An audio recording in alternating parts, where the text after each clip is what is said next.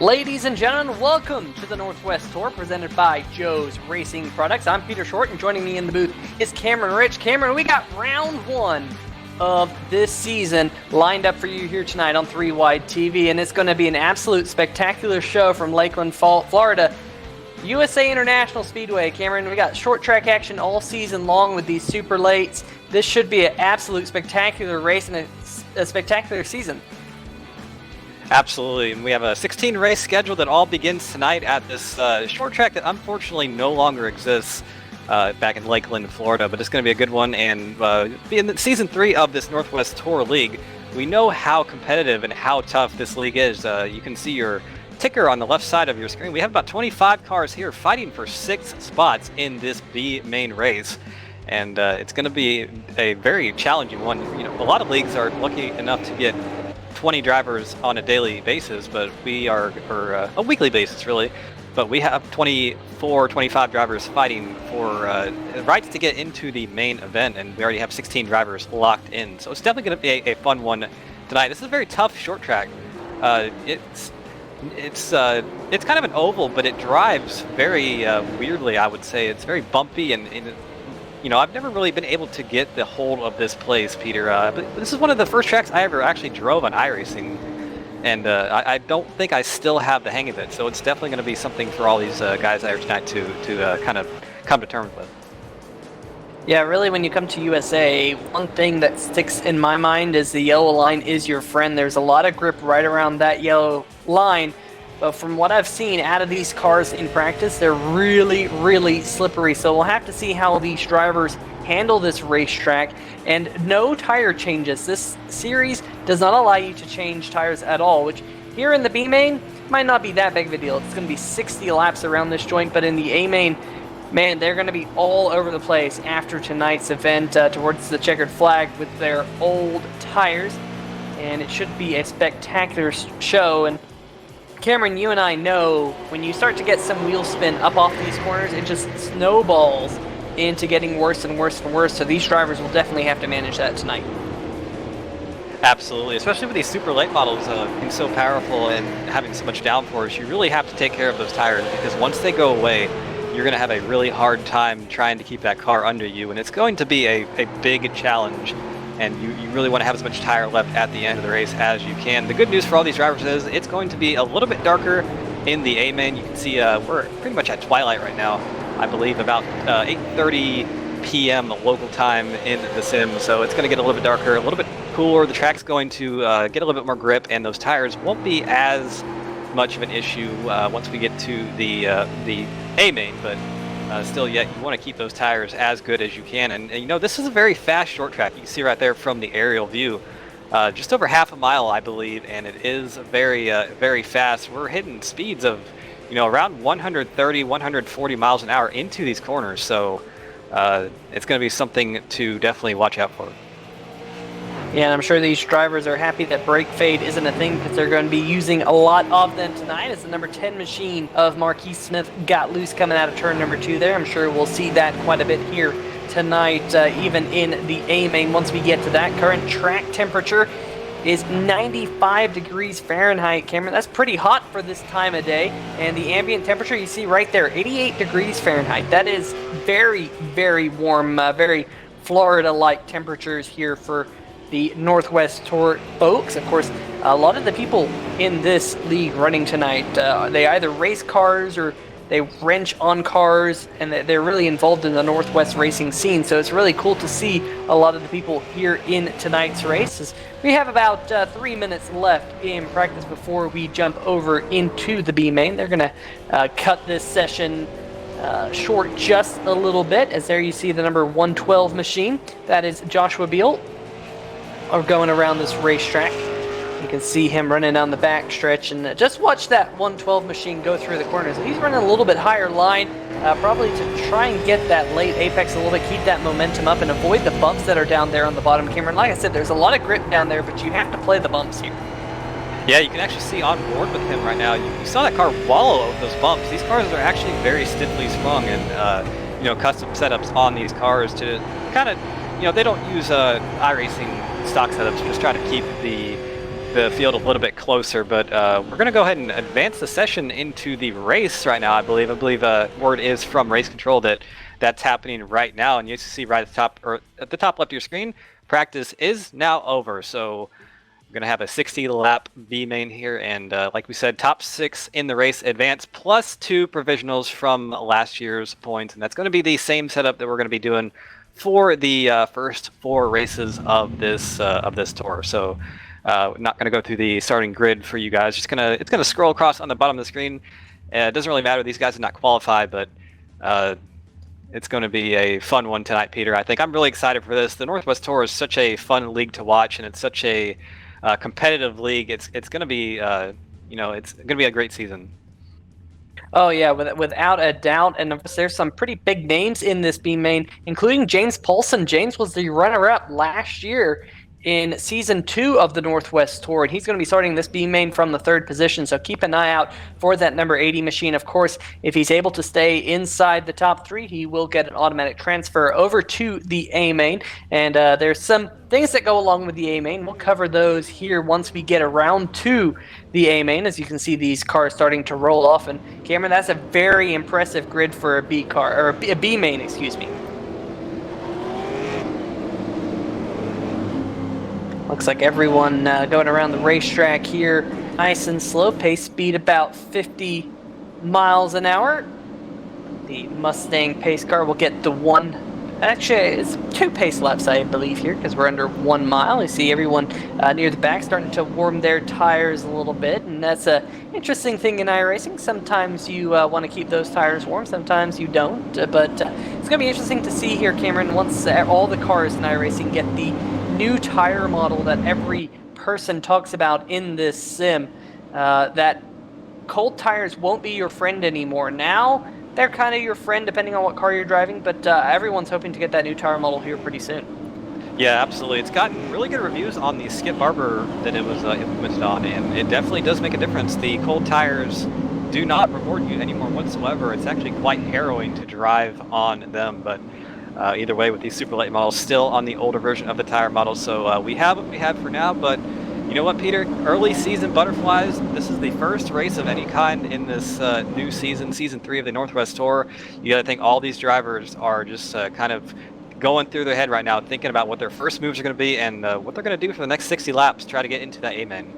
All right, and speaking of 60 laps, pace car is off and we're underway. Zach Washington in the number 94 machine will get us underway. Sean Britzman in the number 46 will follow him. He's on the outside here. He's being challenged by the number 11 of Kyle Franklin, and slotting in behind him is the number 80 of James Paulson. Remember, he was last season's runner-up in points in that bright red and white PPI machine. He's under fire now from the 6th machine of Cameron Doyle. They're going to be side-by-side at the line, although Cameron Doyle can't make that pass. So they're double file a little bit further back. Cameron just trying to get settled in here. 60 laps in a B-main is a decent amount of time to make up ground, but it can all go wrong here in a hurry, especially if you start to have some connection issues like that. That's the number 23 machine of Ali Musgrave.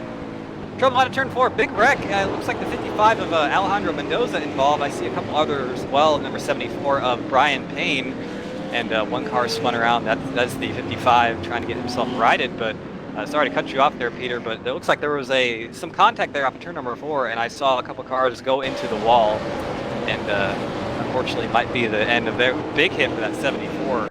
That's going to be a race ender, I have to think. That car got stuck in the wall, but I'm sure what really happened here is through 3 and 4. It started all about right here. I see the 55 got turned around, and it just looks like everybody scattered and into the, just kind of the cars went everywhere.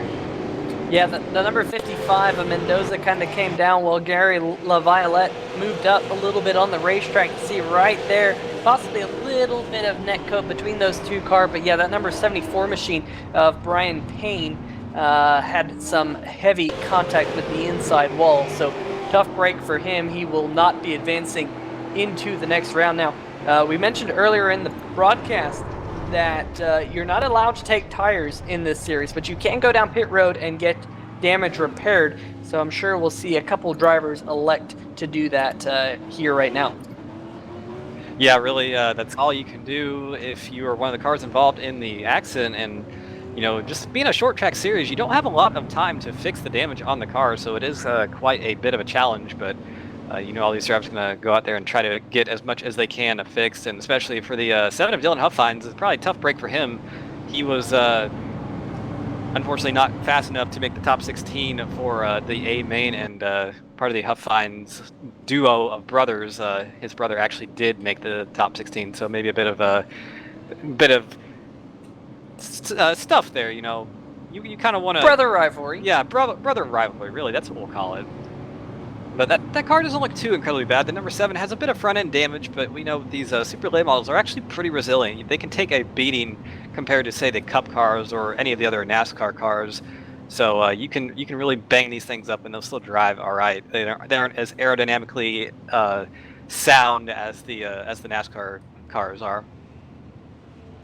Well, while we continue to pace around behind the pace car, we will reset the field for you. Zach Washington is currently your race leader. Sean Britzman is in the second position. The only change in the top 5 of position from the drop the green flag is Kyle Franklin's moved up into 3rd. James Paulson has slid back into 4th. Cameron Doyle sits 5th. Daniel Masters stays 6th. Josh Childress is up to 7th. Christopher Heim down to 8th. Brian Lambert and Casey Tillman rounds out your top 10. And in fact, Tillman's gained 2 spots, but we've had a couple of big movers in the field, probably benefiting from that first accident. Your biggest mover so far in the field is Brent Holloway, and Brent has gained 8 positions since the drop of the green flag, as we're working now lap number 7, first caution of the night behind the Ford Mustang pace car. And pretty interesting to see a couple of drivers sitting on pit road currently. Pretty much it is Alejandro Mendoza. And they do have lucky dogs in this series, but I think that number 55 is calling it a night.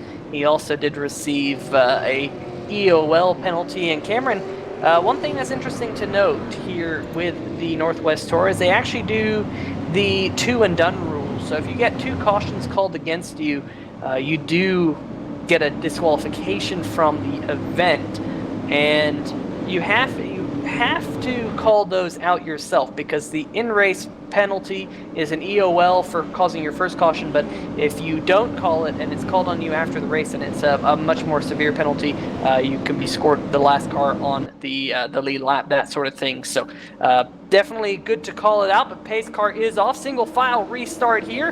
Race back in the hands of the number 94 of Zach Washington. He's on the loud pedal. He's going to jump out to a pretty decent margin over Sean Britzman in the number 46.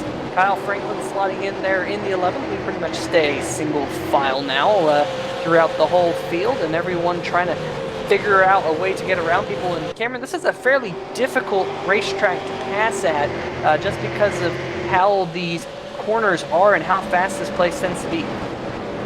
Yeah, like you said here in the pre-race, the fast line around here is right down there next to that yellow line, and you really can't run a line above that. You see a couple cars actually off of turn 2 and 4, scraping the wall a little bit, just showing how on edge these cars are and just how much track they're trying to use, get as much speed as they can out of these cars. So definitely interesting to note that. We have a side-by-side battle here. That's the number 20, Brian Lambert, trying to get around the 51 of Christopher Heim, and he does. We have caution on the racetrack once again. Not sure where it is, but right there, that's towards.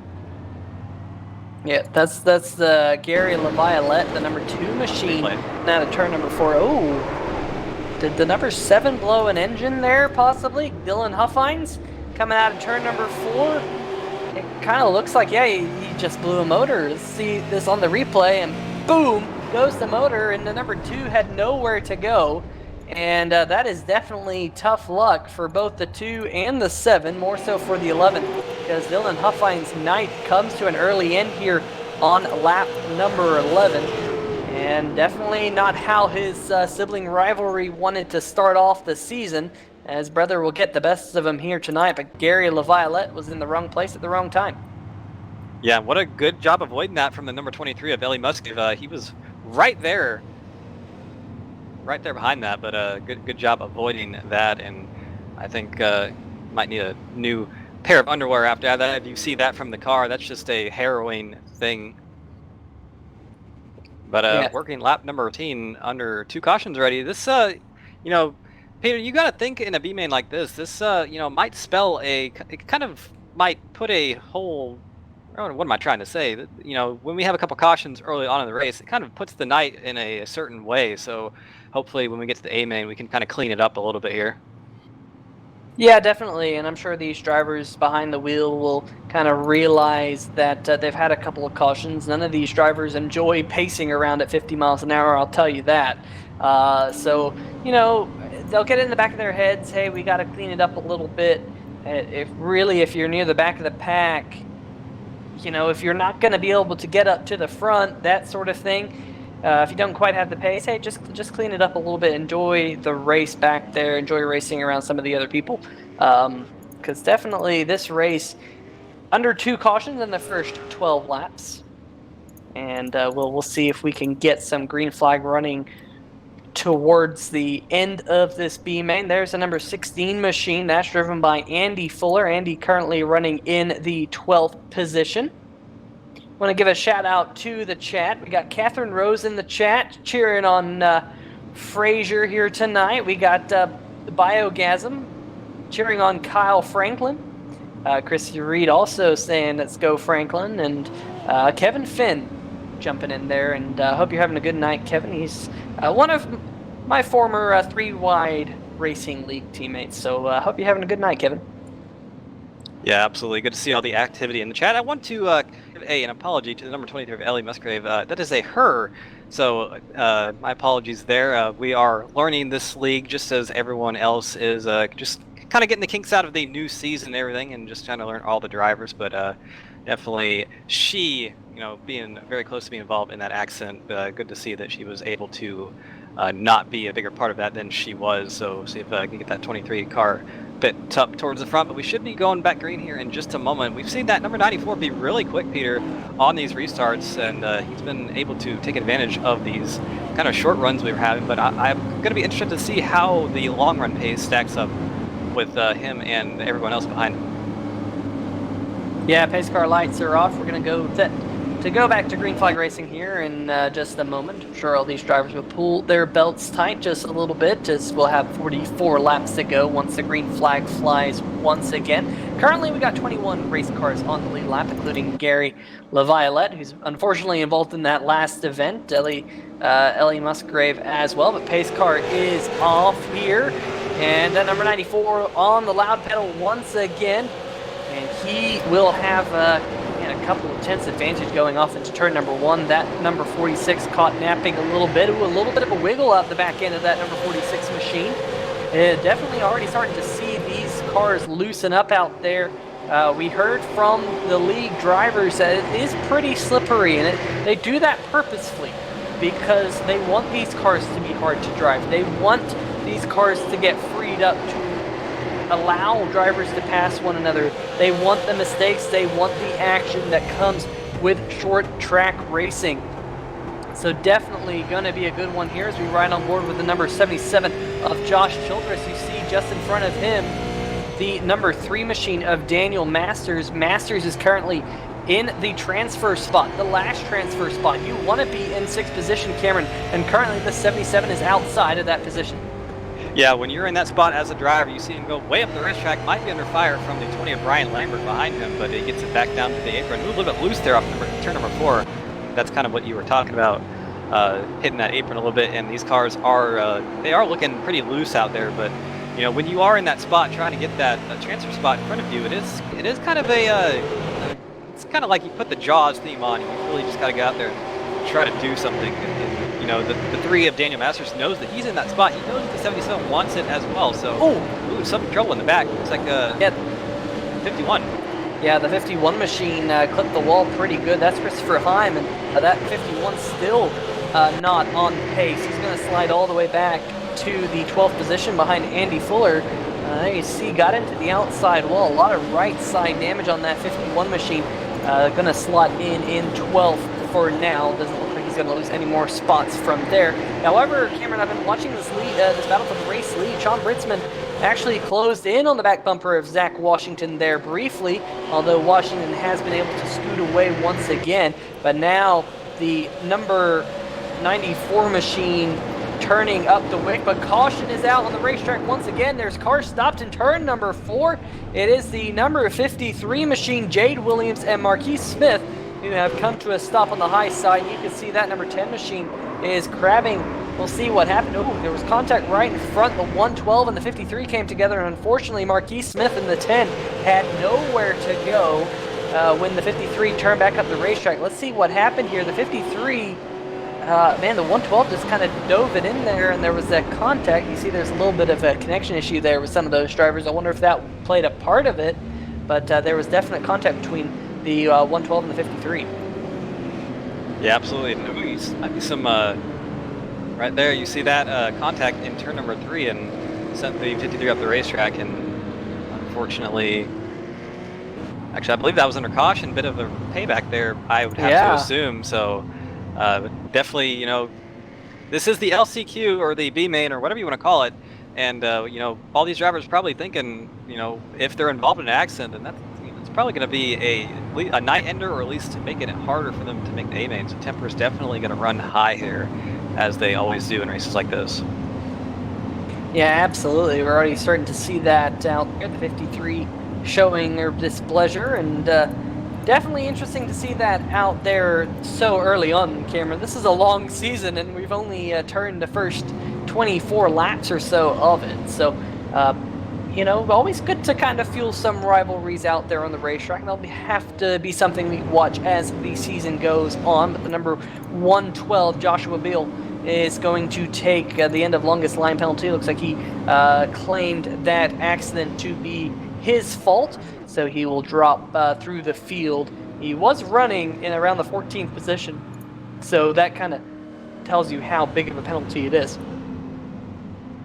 And you know, we're getting closer to halfway in this race, working lap 26 of 60. Peter, I have to ask you, if you're, you know, Sean Brightsman, Kyle Franklin, running up there in the top 3 or so, you know, there really is no incentive to win the race if you are going to be locked in anyway. But, you know, as drivers, as a driver yourself, and I would have to say that I would say this as well, you still want to win that race. So for Sean Brightsman, even though that finishing first or second is really no difference when it comes to getting into the A main, you know, it's still a race win. So, you know, that number 46 definitely going to be out there driving hard to try to get that away from Zach Washington. Yeah, if anything, you have to realize that he is going to have to figure out how to pass cars once we get to the A main. And the best way to figure out how to pass cars is to do it in the B main and figure out how to do it. So that number 46, he is going to be hounding the back bumper of Zach Washington to try and figure out how to make a move. How and where do I set up the car in front of me to make the pass? It is very difficult to make a move here around this racetrack. You either have to get a good run coming out of the corner, or you have to make kind of a late lunge into turn 3 or turn 1. And I think that number 46 machine is just going to have to go out there and learn all he can here in this race. You know, if he doesn't go out there and win it, no big deal. But if he can figure out how to make a pass, that is going to help him significantly when we get to the A main. Absolutely. No practice is bad practice. So really, you know, sometimes we've seen it before in certain races here and there, Peter. You know, cars that get in the B main, you know, you would think, hey, they're probably not as fast as cars in the A main, but they also are getting more practice. So we might see some of these cars that are in the B main that transfer go into the A main. You know, they have a little bit more experience on the track, and it might help them a little bit. Yeah, absolutely. A little bit more practice never hurts. I know that from experience, but nonetheless, up at the front, you can see that the Ford Mustang's pace car lights are off. That car is going to dive down onto pit road, putting the race back in the hands of the number 94 machine, and we're back to green flag racing here at USA International. Once again, Washington get a fantastic jump, but look a little bit further back. Daniel Masters in the 6th position, showing his nose underneath the number 6 machine there briefly off into turn number 1. He had a really good restart in that number 3 machine, was able to give himself a little bit of breathing room over Josh Childress. Remember, the number 3 currently in the last transfer spot, the number 77, Josh Childress, trying to get himself into the top 6 to move him onto the A main. So definitely a battle to watch for the next 31 laps. As Cameron, we're halfway now in this B main. Yeah, and if you're in that position of Daniel Masters, you're going to be hounded from that car behind, that number 77. So what's the best way to try to eliminate that threat? Get around the car in front of you and put yourself not in that position anymore. So you know he wants to do that, and all these drivers are absolutely fighting for their life here at USA. And nice little train of cars here from about 4th place back to about 7th place. All these cars are in a line, so hopefully if the tires start wearing out a little bit, we haven't seen a long enough run to kind of see that yet, but I would have... Ooh, contact! The 6 is around in turn number 2, I believe, and there's a big wreck. There's 77 involved as well, and no caution. There it is, finally, race control throwing the caution out on the racetrack, but there was some contact with that number 6 car from behind. I have to think it might have been the 3 of Daniel Masters getting into him. And I would say that's probably the case. And tough break with the 77 as well, getting involved in something he really had no business being in. Yeah, and that was that transfer spot, Cameron. That is a driver trying to do everything he can to keep himself in the top 6 spots, and just drove it in just a little bit. And it looks like the number 3 machine unfortunately made contact with the back end of the number 6 of Cameron Doyle. So Cameron Doyle is going to slide down the chart here, and that was our transfer spot, the number 77. We were just talking about him, Josh Childress.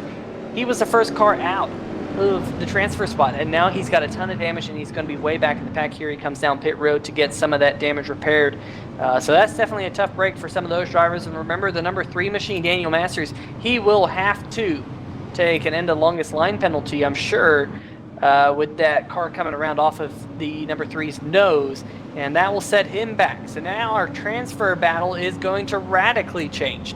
How it can change pretty quickly around this place, as we're now working our 4th caution flag of the night, and indeed Daniel Masters is receiving the end of longest line penalty right now. You see all those cars going by him, so that will put BJ Tidrick into the 6th position. Casey Tillman in the number 92 will now be pole vaulted up into the 7th position. So we'll have to keep an eye on those two now as the transfer battle into the A main. But up at the front, really, Zach Washington, Sean Bretzman, Kyle Franklin, James Paulson, Cameron. We kind of said it. They're just out there turning laps, staying nice and clean. They don't really have to push it. They got a little bit of a buffer behind them. Brandon Lambert in the 20 is currently in the 5th position. And, just got to get to the end inside the top 6. And really for Zach Washington, these single file restarts and the short runs are helping him a lot, because he's able to get huge jumps on the restarts. He's about 3 car lengths ahead of anyone else by the time we get to turn 1, just because he's able to time the restarts to his liking. So really, I think he is perfectly fine with the way things are, and I would have to think that Sean Breitzman is too, because he's running there in the 2nd spot, really not under fire from anyone, no pressure for him to do anything, but like we said a little bit earlier, probably just out there to try to learn some stuff for the A main, because it's looking at this point that he is pretty solidly in, if he can just make the next 25 or so laps cleanly, which it seems like he should be able to. But for the rest of these guys, Kyle Franklin, James Paulson, probably all with a similar mindset, just kind of, they're not in that transfer spot in danger, so just try to go out there and learn something, Oh yeah, absolutely. But you still want to go out there and win, like we were mentioning a little bit ago. I want to give a shout out to Fernando Matos, TBGT11, and Brandy Lar in the chat, as well as Ryan Flanagan, who was obviously rooting for Marquise, but unfortunately that car has received quite a bit of damage. The number 10 of Marquise Smith, that is, and Fernando Matos, he races in the Impossible Racing League that we broadcast here on 3Wide TV. So good to see them in the chat, but nonetheless, pace car lights are off once again, Cameron. And these tires getting a little bit older out there, getting a little bit more slippery up off these corners, but the sun has now completely set around the USA International Speedway. The darkness has descended over the racetrack, and the track temperature is continuing to drop. In fact, it's dropped about 3 degrees Fahrenheit since the start of the race, but nonetheless, the number 94 will get us back to green flag action. The temperature on the racetrack going to heat up here as we got BJ Tidrick, I think, there poking his nose out, and he's actually going to get passed here by Casey Tillman. Tillman's going to go to the outside. Oh, we're under caution once again, and this will be, I believe, our 5th caution. Ooh, somebody on the roof. The 53 and the 6 have had it coming together, and Cameron Doyle in the 6, he was in the transfer spot not too long ago. Let's see what happened here. And, oh, yeah, contact there between the 112 and the 53. That's not the first time they've had it coming together here tonight. And the number 6 of Cameron Doyle doing a flip there, and that is definitely not what you want to see in the 12 and the 53. Yeah, you saw that right in front of the number 6. The gyro cam getting a workout here on board with Cameron Doyle doing end-over-end barrel rolls. That's not what you want to see if you're any of those drivers. Yeah, really, and that just shows the perils of short track racing for Cameron Doyle. Like you said, just a couple laps ago, he was in the transfers looking good, and now getting involved in something that he had no business being involved in, and up on his roof he goes, and, you know, he's got to be thinking, why me? But usually that is something you kind of think when something like that happens to you, and that number 53 is not driving straight whatsoever. That car is pretty much crabbed as sideways as these cars can get, so I got to think that 53's night might be over, and you know, might be looking for somebody. Yes, he is. He's looking for that 112 to try to give him a bump, saying, hey dude, what are you doing? I don't appreciate that. My car is destroyed because of that. And you know, Peter, that's textbook short track racing right there. Tempers. Yeah, we'll have to see if the 112 machine decides to take credit for that accident, because I believe that will be his second accident of the night. And sure enough, the black flag has been posted for the number 112. So Joshua Beal in the 112 machine will be disqualified from tonight's event. He will go home and will not make it into the A main. So that's definitely a tough break for that 112. You see him Alt F4 out of the server there, and that will be the end of his night. But at least up at the front, your transfer spot, it did change there, Cameron. The number 92, Casey Tillman, was able to get around the 72 of BJ Tidrick. So Casey Tillman has moved himself up into the 6th position. That's the last transfer spot. But BJ, I believe he has the possibility of getting a provisional into the A main. And I don't think we discussed how the provisional works, or we did briefly, but just to reiterate the point, the top 2 finishers from last season's point standings who did not make it through to the A main move into the A main based on a provisional. They'll be the last 2 cars on the racetrack. So if you finished in the top 5 in points last season, well, you have a good opportunity to get into the A main, even if you don't advance through the top 6 here in the B main, that sort of thing. So I believe that BJ Tidrick will possibly be one of those drivers. So it'll be interesting to see if that is true. But at least for now, we will focus on the top 6. Casey Tillman being the 6th place driver out there. Brian Lambert sitting in 5th right in front of him, and then your top 4 unchanged. But pace car lights are off, Cameron. Yeah, let's go ahead and reset the field for you guys real quick. No change at the top 2 spots. Zach Washington and Sean Brightsman. It's been all of them all night long so far. They're just about there for a Sunday drive, literally. And Kyle Franklin 3rd, James Paulson 4th, Brian Lambert 5th, Casey Tillman 6th, BJ Tidrick in 7th, Andy Fuller 8th, Christopher Hyman 9th, and Adam Palm in 10th. And green flag out once again. Good start for the 94 of Zach Washington. Once again, that 94 has been absolutely on point on these restarts. And single file for the field right now. These single file restarts really stringing the field out for a couple laps. I think that might be one of the reasons why it's a bit harder to pass than it looks normally, Peter. Just these single file restarts, kind of throwing it back to the pass a little bit, and you know, you don't start side by side when you do a double file restart, so you kind of have to work your way over and make moves like that. Yeah, you don't get anything for free essentially with single file restarts.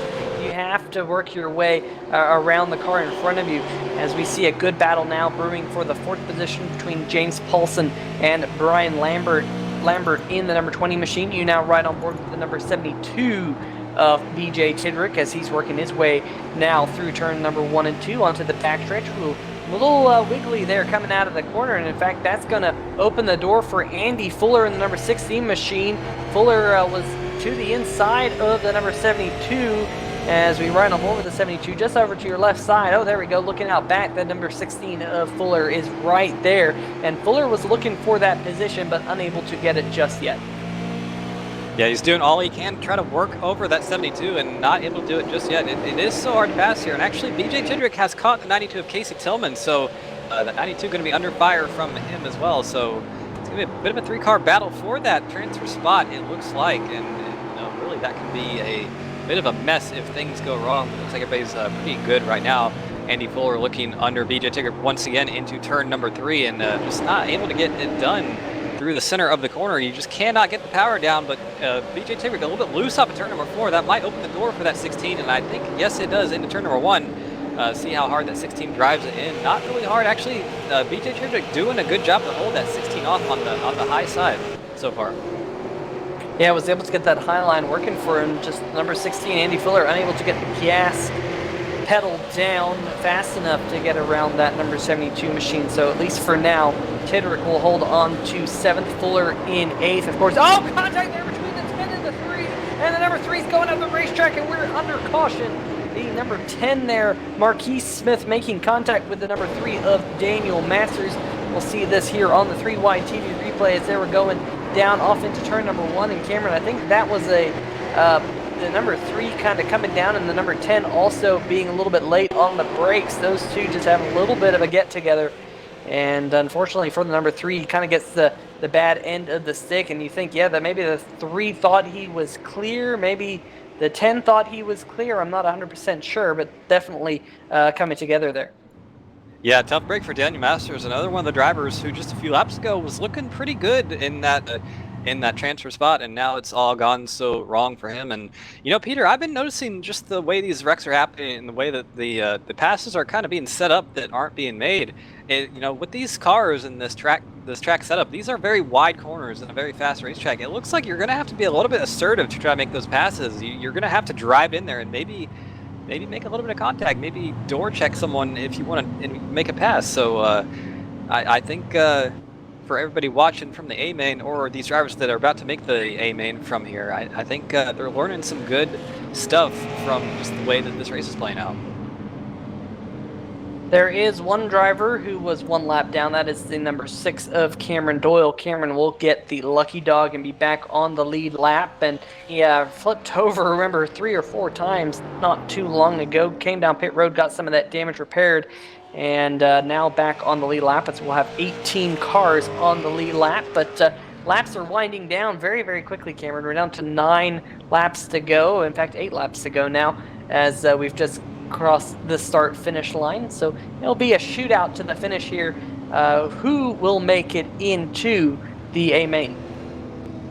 Absolutely. Once we go back green flag racing here, probably about 6 laps to go, or maybe even 5, depending on how the caution is out, and that is not a lot of racing time at all. So if you're over there near that transfer position, maybe like 7th or 8th or 9th, you really have to get your moves made, and made quickly, because if you don't make those moves quickly, then you might be sitting on the sidelines once we get to the A-main, and I think that's definitely not the goal anyway in this race. So try to make those moves as quickly as possible. Maybe find a way around the car in front of you if you need to. We've seen a couple passes made on the outside. Casey Tillman actually went around BJ Tidrick to get in that transfer spot around the outside into turn number 1. So outside line, not the preferred groove, but maybe you might have to try to make something work up there. Yeah, definitely. It's interesting out there. We've also seen how squirrely these cars are. They just haven't been able to use the chrome horn here tonight. And every time that cars have made contact, it has ended up with some car going around, at least from what we've seen on camera. So that's something to be thinking about, Cameron, especially if you're in the 7th or 8th spot. Do you use the chrome horn? It sometimes might be better safe than sorry not to. But nonetheless, we'll see if the pace car lights get turned off here, and indeed they do. So we'll have a 5-lap shootout here at USA International Speedway. Once again, if you're just now joining us on 3 Wide TV, this is the B-main for the first round of the Northwest Tour, presented by Joe's Racing Products, and the top 6 drivers advance to the A-main, which will be coming up here shortly after this B-main. Very interesting. Of course, you want to get your season off on the right foot. We did have a qualifying session earlier. 16 drivers automatically advance into the A main, but who will add their name to that list of drivers? Here we go. Pace car off on pit road once again, and that number 94 on the loud pedal. Once again, we've seen that number 94 with some fantastic restarts here tonight. Zach Washington, and we're back under caution. And I'm not sure. Oh, man, we have a big stack up on the front stretch, including the 77, the 17, Brent Holloway there. I think the number 6 machine's driving backwards on the speedway. And, oh, man, the number 17 might have had a bit of wheel spin there, Cameron, possibly. And it looked like he'd already lost control of that car by the time he even got to the start-finish line. Yeah, I think he definitely was out of shape. Turn number 4, you see right there, that car just braking sideways. And unfortunately for Josh Childress, nowhere he could go, nothing he could do at all. That car just was coming back up in the racetrack, whether he liked it or not. And you saw the end result there. But the car parked there in the on the front stretch and on board with 77 here. Just that's going to be a lot of damage from that. That's a car hit and a big wall hit, and just he's got to be thinking it all went so wrong. And I believe he's taking his car behind the wall, actually. So for Josh Childress and Brad Carpenter as well, they are both out of the race. Not Brad Carpenter. He was not in the race. But for the 77 of Josh Childress, he is out of the race and will not be started in the A main. Yeah, and that's a shame too. Remember, he's most of this race in the 7th position, and that number 77 machine got involved in some mess that wasn't his own doing. And once again, same outcome there in that one. And like you said, Cameron, that 77 going to the garage. Don't think we have any green-white checkers in this one. So we'll see here. Of course, the 55 there is receiving your lucky dog. That's Alejandro Mendoza. And Alejandro Mendoza is the first car 1 lap down, not involved in that accident, currently sitting 15 laps down to that number 55. So that just tells you how many cars are still running and how few cars are more than 1 lap down, because Mendoza will come home with a 19th place finish, I do believe, once everything cycles through. But we do have 16 cars finish on the lead lap in this B main. So, Cameron, 6 cars up the front. Zach Washington, Sean Britzman, Kyle Franklin, James Paulson, Brian Lambert, Casey Tillman will all advance based on their finishing order. And for Sean Britzman and James Paulson, both of those drivers finished inside the top 5 in points. In fact, top 4 in points last season here in the NorthWest Tour presented by Joe's Racing Products. So definitely they, starting in the B main for the first race of the season, not probably how they want to start, but luckily for them, they are advancing. Yeah, absolutely. And sometimes it just, sometimes it be that way. Sometimes you just get a bad qualifying run and you just got to go out there and do what you got to do and get that, get what you can get out of it. But for Zach Washington, Breitzman, Franklin, Paulson, Lambert, Tillman, they all did what they needed to do. And we're going to have 2 more join them as well. Not sure who that will be just yet, but see the 94 of Zach Washington. I actually believe he led every lap of this race, so definitely a good job on his part. And you know, that's, even though he didn't want to be in the B main, Peter, you know, that's got to put himself in. Or excuse me, if I could get my words right here, that's got to put him in a pretty good mood going into the A main, knowing that he's got that kind of speed and holding off Sean Breitzman like that and everyone else. You know, it could be a lot worse. Yeah, definitely could be a lot worse, but. We're going to have the unofficial results for you here in just a moment, but definitely flag to flag for that number 94 machine here in the B main. We'll get everything sorted out for you for the A main here shortly, but very impressive run, and I'm sure a lot of these drivers will be excited to be back on the racetrack here for the NorthWest Tour, because it's really their off-season for their real racing season. A lot of these drivers in this field tonight are drivers on the racetrack or crew for different teams in the Northwest portion of the United States. So pretty cool to see that. Absolutely. It's you know, I've heard from a lot of guys and everyone saying that it's a good, it is a good thing to do for a real race car driver to kind of run something like this. You know, it keeps you kind of racing something if you can't race a real car. So definitely a good little thing they got going here, and we're going to have some really fun racing here just shortly. A couple more. We're actually going to go 125 times around this track, and you know, Peter, with the way that we saw how hard it was to pass here in the B main, it's going to be a challenge for these guys to try to make something happen and try to, you know, get those passes made and getting the runs they need to make them.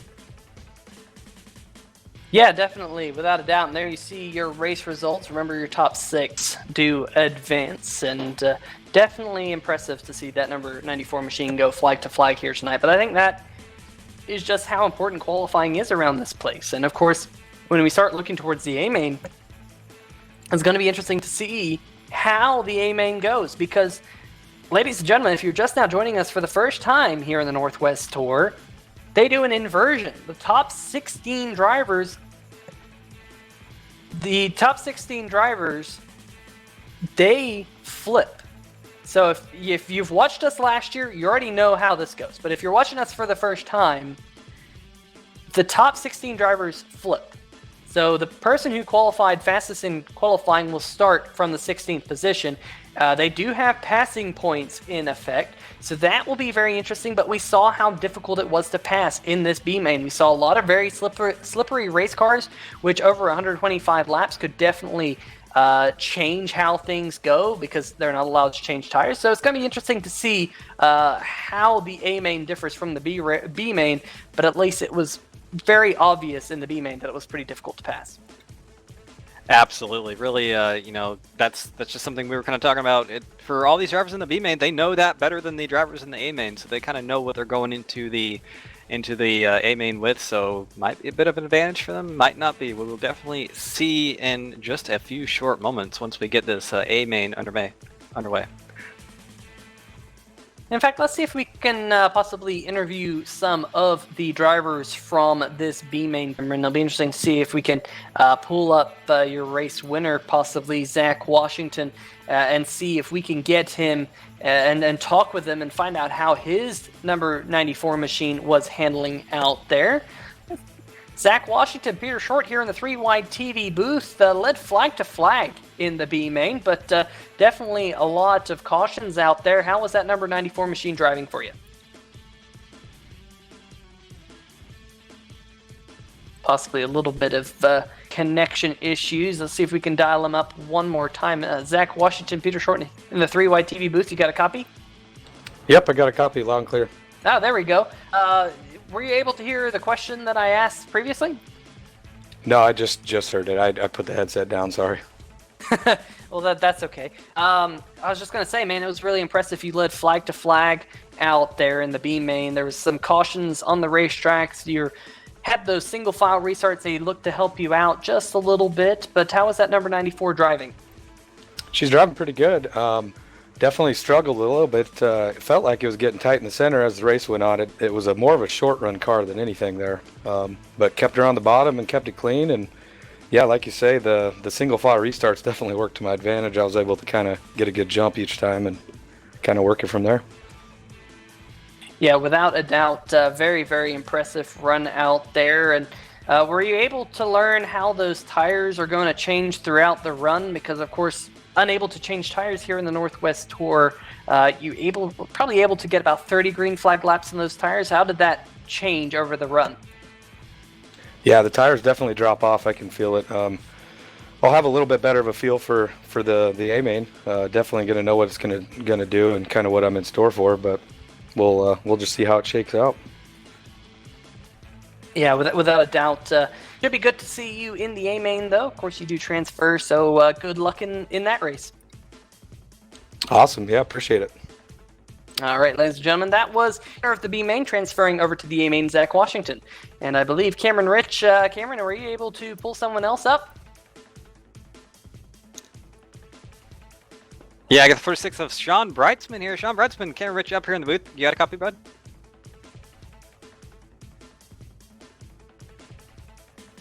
Well, we are not having good luck with these interviews tonight, apparently. One more time. Sean Breitzman, this is Cameron Rich up in the booth. You got a copy? All right, well, we'll see if we can get back with him in a little bit. See if we can pull up someone else. We'll get the number 11 of Kyle Franklin, wherever he is at.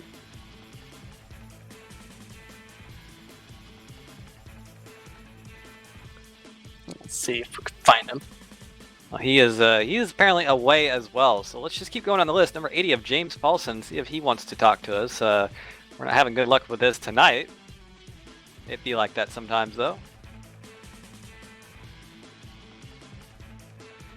And I'm not finding him either in here, Cameron. So it seems like we're having, we're just gonna have to go down. Let's see if we can talk to Seth Frazier, the organizer here of the NorthWest Tour. In the meantime, the number 32, we'll see him in the next race. But let's see if we can get Seth in here very quickly. Let's move over to the new session.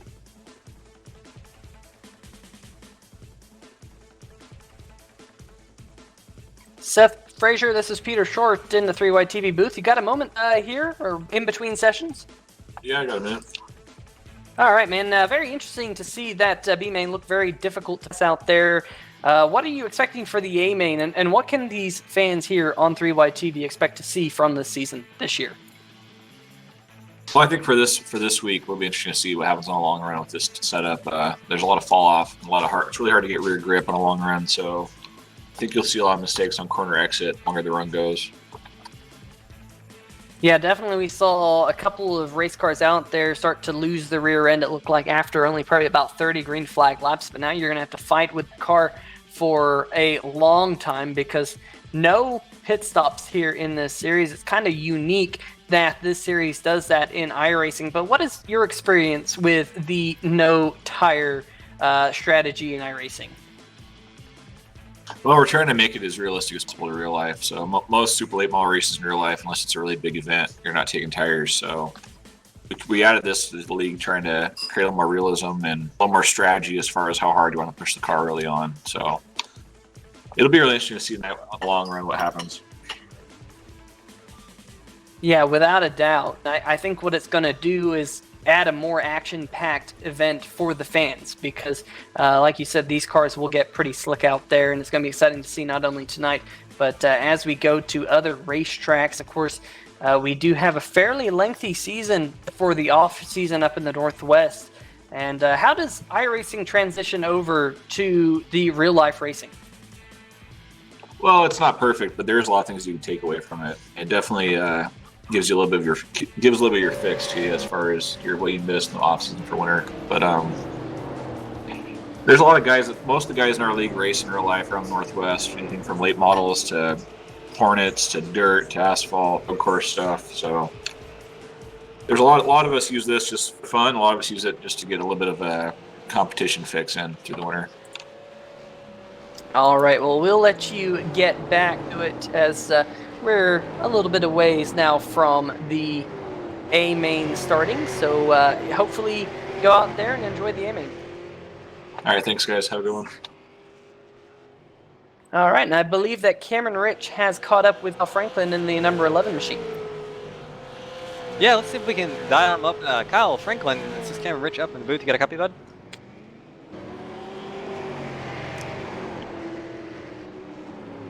And apparently I've got bad luck with this tonight, so we'll try to get him later. I really want to talk to him to see how the car was kind of running there in that B main. Just kind of ask him how the car kind of drove, behind a couple other cars all night. Kind of ran in third all night, finished there. I think he started in fourth and really wanted the kind of ran up there in the top 5 all night and really never really moved anywhere. So. It'll be interesting to see if we can get a word with him later on, but keep going down the list a little bit, see if we can dial up some more drivers. We got a couple minutes before we actually get underway here. Yeah, let's see if we can dial up the number 46 of Sean Britzman. We weren't able to earlier, but let's see if he's turned back to his keyboard. AFK is a real thing. Sean Britzman, number 46, this is Troyton 3Y TV booth. Are you back to your keyboard yet?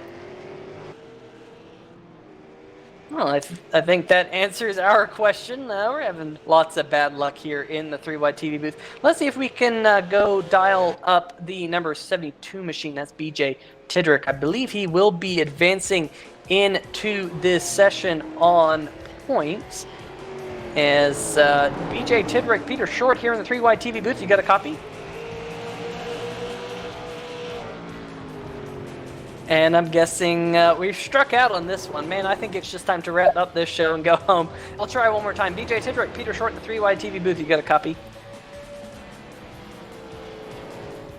Well, never mind. We'll try someone else here in this show. Maybe someone who is in the iRacing server currently. And definitely interesting to see out here, Cameron. They've kind of gone back to the earlier time of day. You can see now that it's only about 8:15 again local time.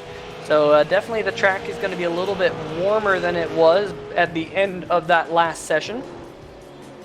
Let's see if we can actually end up and see if we can grab the person who qualified fastest for today's race. Remember, they do have an inversion here in the NorthWest Tour. So it was... So currently, Kyle Lahr in the 22 machine was actually the person who qualified fastest. There is Kyle Lahr, and he's on the racetrack right now, turning some practice laps out there. I might be able to see if we can dial him up if he exits the racetrack. Travis McKinney also was the second fastest qualifier. Let's see if we can find Travis McKinney here in the TeamSpeak server that we've got. See if we can dial them up, give them a talk, and find them on pit road. Travis McKinney, Peter Short, here in the 3-wide TV booth. Do you have a copy?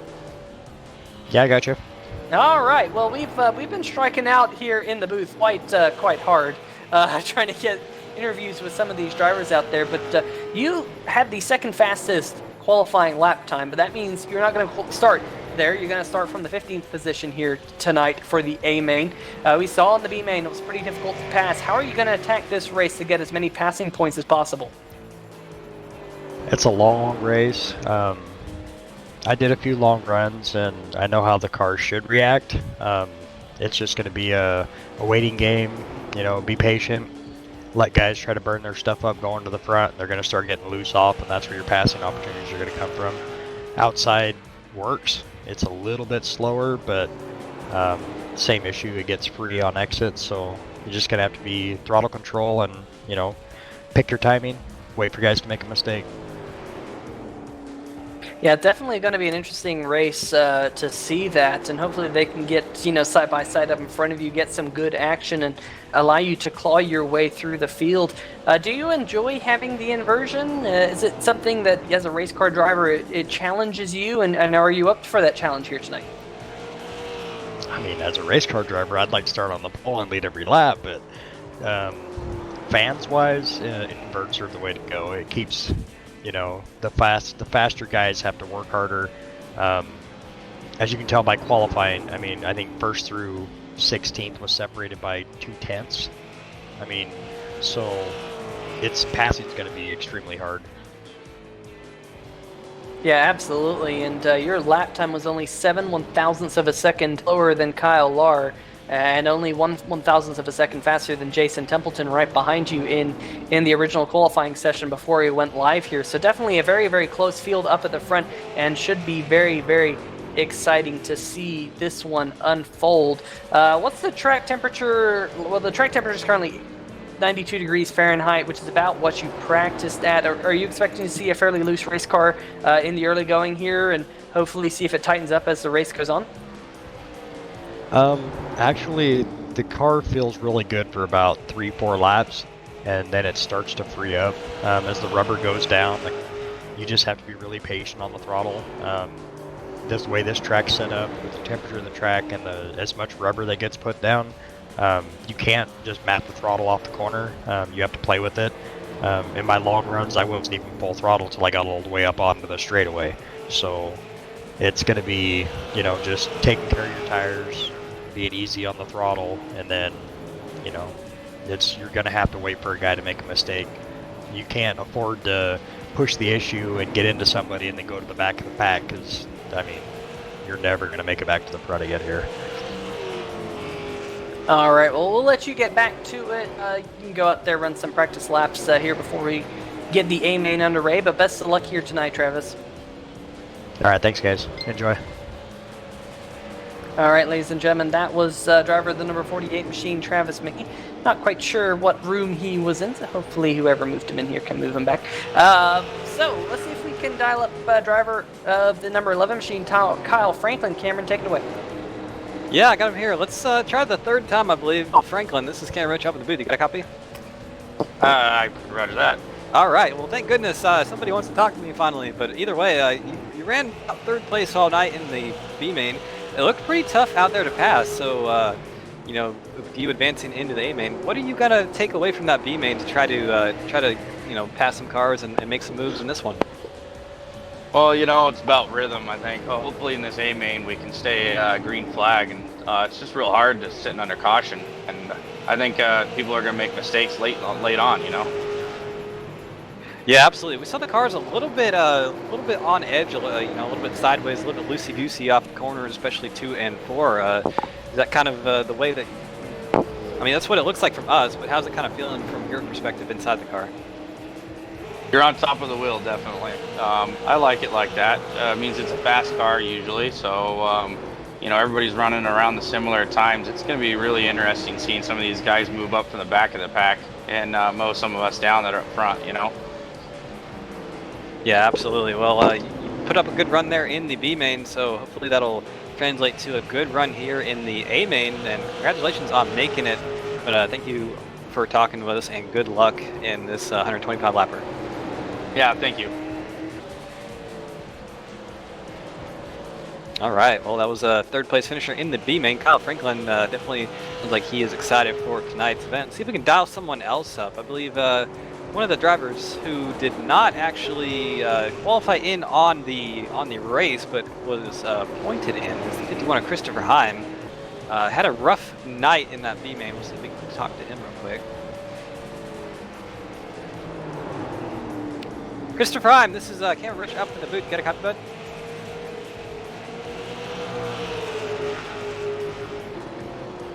All right. Well, Cameron, you're just striking out all over the tier. Oh yeah, absolutely. Just call me. I don't know, something about the World Series, some kind of pun that I was going to make there that I forgot. But either way, yeah, we're striking out all night tonight. But Christopher Heim, that 51, had a rough night in the B main. You see right there, rough night there rough running there off turn number 4 for the 47 car in practice. That's Josh Robinson.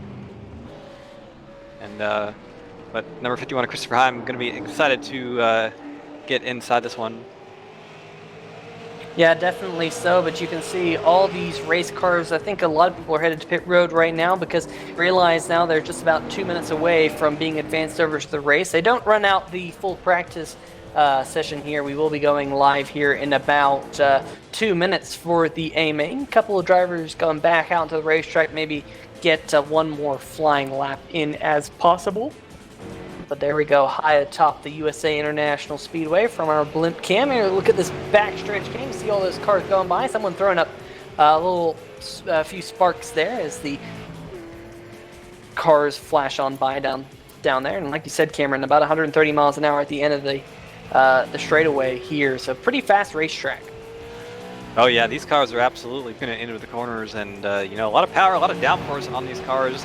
They have honestly more power and more downforce than the Cup cars nowadays, so that's definitely a alternate reality type thing. You never really would have guessed that a couple years ago, but that is the way we are now in 2019, and I'm a big fan of these super late models. They do always put on a good show, and they're fun to drive as well, so I think all these drivers are going to have a fun time out there tonight. You see right there off the distance, that sky is, that sun is setting, and that sky looks absolutely beautiful. I know we've had these dynamic skies in iRacing for a long time, Peter, but it still kind of amazes me that for so long we didn't have it, and now that we do, it's just kind of it's just nice to look at, really.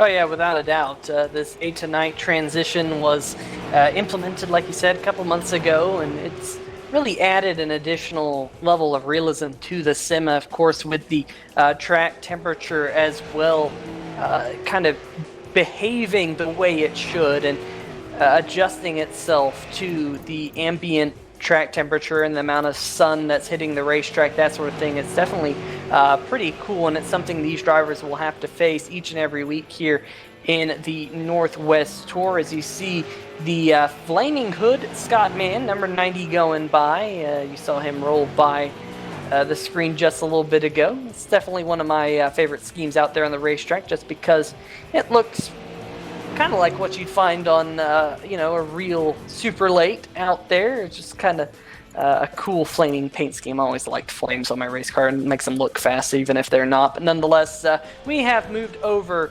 to the race session now. Practice has ended, and atop the board in practice was Kyle Lahr, who actually turned the fastest lap in qualifying. But ladies and gentlemen, remember, they invert the top 16 drivers, so he will not start on the pole where he qualified. So Cameron, it's going to be interesting to see here as everyone's starting to go out on the racetrack. Let's see if we can get tonight's starting lineup situated for you. Starting on the pole, well, never mind. So that is actually how they qualified. But there is an inversion, and that graphic down there doesn't show the inversion. So we'll have to take you through the 24 drivers starting tonight's race manually. Starting from the first position will be Chris Marang in the number 9 machine. Garrett Huffines will start in second. Brad Carpenter will roll off on the inside of row number 2. Nicholas Bellamy will roll off from the outside of row number 2 from the 4th position. Shane Quinn will start in 5th in the number 4 machine. Josh Robinson will start in 6th. Travis Barnes will start 7th. Bart Hector will start 8th. Ryan Gormley will start 9th. Seth Frazier rounds out your top 10 in the number 32, while Scott Mann and Caden Anderson round out the first 12 starters. Starting in the lucky number 13 spot, Jason Templeton rolls off in the 14th position. Travis McKinney rolls off in 15th. Kyle Lahr, your fastest qualifier, rolls off in 16th. So he's going to have all the work to do for him tonight to try to make his way up to the front. Zach Washington, your winner of the B-Main, starts in 17th. Sean Brightsman, second place in the B-Main, 18th. Kyle Franklin, 19th. James Paulson rolls off in 20th. Brian Lambert, 21st. Casey Tillman, 22nd.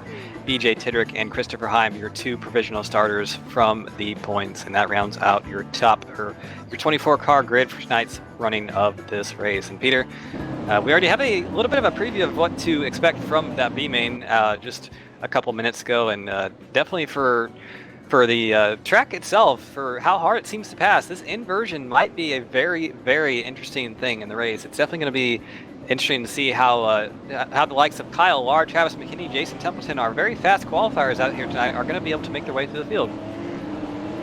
Yeah, definitely going to be very interesting to see that, as you said, Cameron. And remember, for the drivers starting back around 16th, 15th, well, really, all the drivers who got into this A-Main based on qualifying, they do get passing points. So they get point for every position they make up throughout this race. So it's going to be interesting to see if those drivers who were the fastest in qualifying starting 15th and 16th can work their way up into the top 5 and contend for this victory, as pace car is on pit road. The green flag for the first A-Main of the NorthWest Tour presented by Joe's Racing Products is in the air, and Chris Marang in the number 9 machine will get us going off into turn number 1. That number 9 machine dives it down there, and he is clean and green up at the front. The battle is for the second position between Brad Carpenter in the 31 and Garrett Huffines, and the number 31 machine will slot himself up into the second position, move Huffines back to third. Nicholas Bellamy is now looking for a position over the number 42 machine of Garrett Huffines, but unable to make that move work. Here we go. Oh, contact. Oh, trouble. Number 4 is around, going up the racetrack, and that's not what you want to see. And instead he's coming back down the racetrack. Big trouble. Cars everywhere. Big wreck here in turn number 2. Looks like a parking lot out there. I believe about 5-6 cars involved in that, and a lot of damage on those cars. So lap number 2 of this event already getting off to a bad start for some drivers here. We'll see what happened here on the replay. There's number 4 car of Shane Quinn getting turned around there, back up into traffic right in front of the 47 car, Josh Robinson. Nowhere he could go, and I believe I couldn't see, but the 80 of James Paulson driving through there might have been involved a little bit, but either way, I don't think much damage on that car if he was, but definitely for those two right there, the 4 and the 47, that is a lot of damage. Yeah, definitely not what you want to have happen at this point in the race, right in the early going. The good news is they will have, time to come down pit road and get some of that damage repaired. Really, I think the number 47 machine of Josh Robinson might have got the brunt of the damage, him and the number 4 machine of Shane Quinn. So I'm sure those two cars will be on pit road. In fact, there is Shane Quinn right now. Casey Tillman in the number 92 is also being shown 1 lap down, as is that number 4 machine. So interesting to see that already in the early going, but your race leader is Chris Marang in the number 9. Here's a couple of the cars a little bit further back in the pack. There is your race leader on your screen right now. And remember, no tires in this race. We already had a few drivers say in the chat, hey, remember to uncheck your tires, because there is a penalty if you do check your tires and do change those tires on a pit stop, repairing some damage. So these drivers won't want to have that happen. And unfortunately for Shane Quinn, he's still sitting on pit road trying to get as much damage repaired as possible. And the 92 of Casey Tillman looks like he actually missed the start of the race. He's your lucky dog, but it was 1 lap down. He's going to get that 1 lap back and be back on the lead lap, I believe. So whatever issue that 92 has apparently resolved, and he's going to be out there and away again. Absolutely, and that's, not the worst thing to have happen to you. If you get 1 lap down there and get a lucky dog right from the get-go, that's, not bad. He at least wasn't involved in that scuffle. You are seeing the number 8 machine of Travis Barnes taking an end of longest line penalty, so I'm guessing he took claim of that accident, and he will now go all the way to the last car on the lead lap. That's why all those cars are passing him there. He does have 1 of his 2 strikes in tonight's race. If you get 2 strikes, you are disqualified. We saw that actually in the B main with the 112 car. He had his 2 strikes and had to be parked. So that number 9 now has to tread lightly for the remainder of this race. Yeah, absolutely. Quick update on some of our faster qualifiers in the event. Travis Mckinney, 2nd place qualifier, up to the 9th position from 15th. Kyle Larr actually has not really been able to make up any spots. He's currently in the 15th position in that 22 car, but we did talk to him. He said it's a long race, not too keen on making anything happen just now, so I expect to see that 22 kind of come alive a little bit later in the race. And what about your main race winner, Zach Washington? He started this one in 17th, and he's already up to 11th, so he's already gone to victory lane in the B main, so to speak. Already starting to make some noise just outside of the top 10, but pace car lights are off, and this field will double up for the restart here in the A main, unlike the B main where they restart single file. You can see them going down the backstretch at 45 miles an hour. And Cameron, I'm sure all these drivers will want to get that cranked up here in just a second. Absolutely. For that 9 of Chris Marang, he has 1 restart under his belt already, or 1 start of the race, so he's going to be on the loud pedal here in just a moment. You see double file restart there on the gas. He goes. Green flag out once again. And we're racing here at the USA Speedway, almost a 3 wide into turn number 1, the 15 of Nicholas Bellamy. Looked like he was thinking about it, but thankfully did not act on that. But he is up there on the, he is down there on the outside line. Garrett Huffines in that 42, able to make his way around the 31 of Brad Carpenter for 2nd place once again on board here with the 15 car. You see the racing in front of them. We're single file for the first about 6 or 7 spots. First side-by-side battle looks to be between the 83 and the 82 cars. That is Chance Crum and Bart Hector Jr. through turns 1 and 2. It looks like that's going to be won by Chance Crum, the 83, making his way around that 82 on the inside line. So that number 82 on the outside looks like he is falling back a little bit. Yeah, and here comes Travis Mckinney. Remember, he was the 2nd fastest car in qualifying, started this race in 15th. Now move him up into the 8th position as Bart Hector drops back another spot. And now here comes your B main race winner, Zach Washington, getting to the inside of number 82. Definitely don't want to be on the outside line where the number 82 is right now. And that number 94 will get around him. So move Washington up inside the top 10. Ooh, contact there between number 82 and the number 39, Jason Templeton in the 39, just getting together with the 82. And Cameron, I think that was Bart Hector just saying, hey man, I want to get down to the inside groove because I'm bleeding up here on the top. Yeah, absolutely. A bit further back. Ooh, trouble! Trouble! Turn 4. The 48 is around, and ooh, we have a big parking lot in turn number 4. Somebody on their roof. That's the 20 car of Brian I Lambert. believe Brian Lambert. Yes, it is, and big damage for that machine. Big damage for the 48 as well. Our second place qualifier, or second fastest qualifier of the night, and just see what happened here. It looked like a right old mess there. I'm not sure what actually happened, but it definitely does not look pretty. Yeah, definitely didn't look pretty. The number 48 definitely looked like he got a little bit of a nudge from the 94, and that is what set this one off. And Cameron, it happens oh so quickly, and like you said, kind of looks like a parking lot there in turn number 4. We've seen that a couple times here tonight.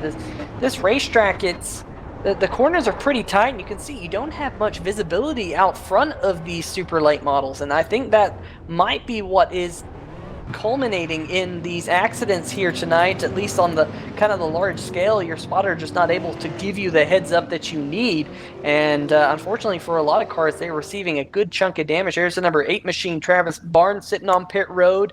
Looks like we also have the number 80 of James Paulson on pit road, the number 51 Christopher Heim on pit road. So a lot of these cars trying to get as much damage fixed as possible. Yeah, and thankfully for everybody else in that accident, minus number 20 of Brian Lambert, it looks like there wasn't too much damage there. Not really a lot of hard hits. The only concern I have with that 20 going upside down is the fact that it went upside down, and that's not what you want at a short track at all.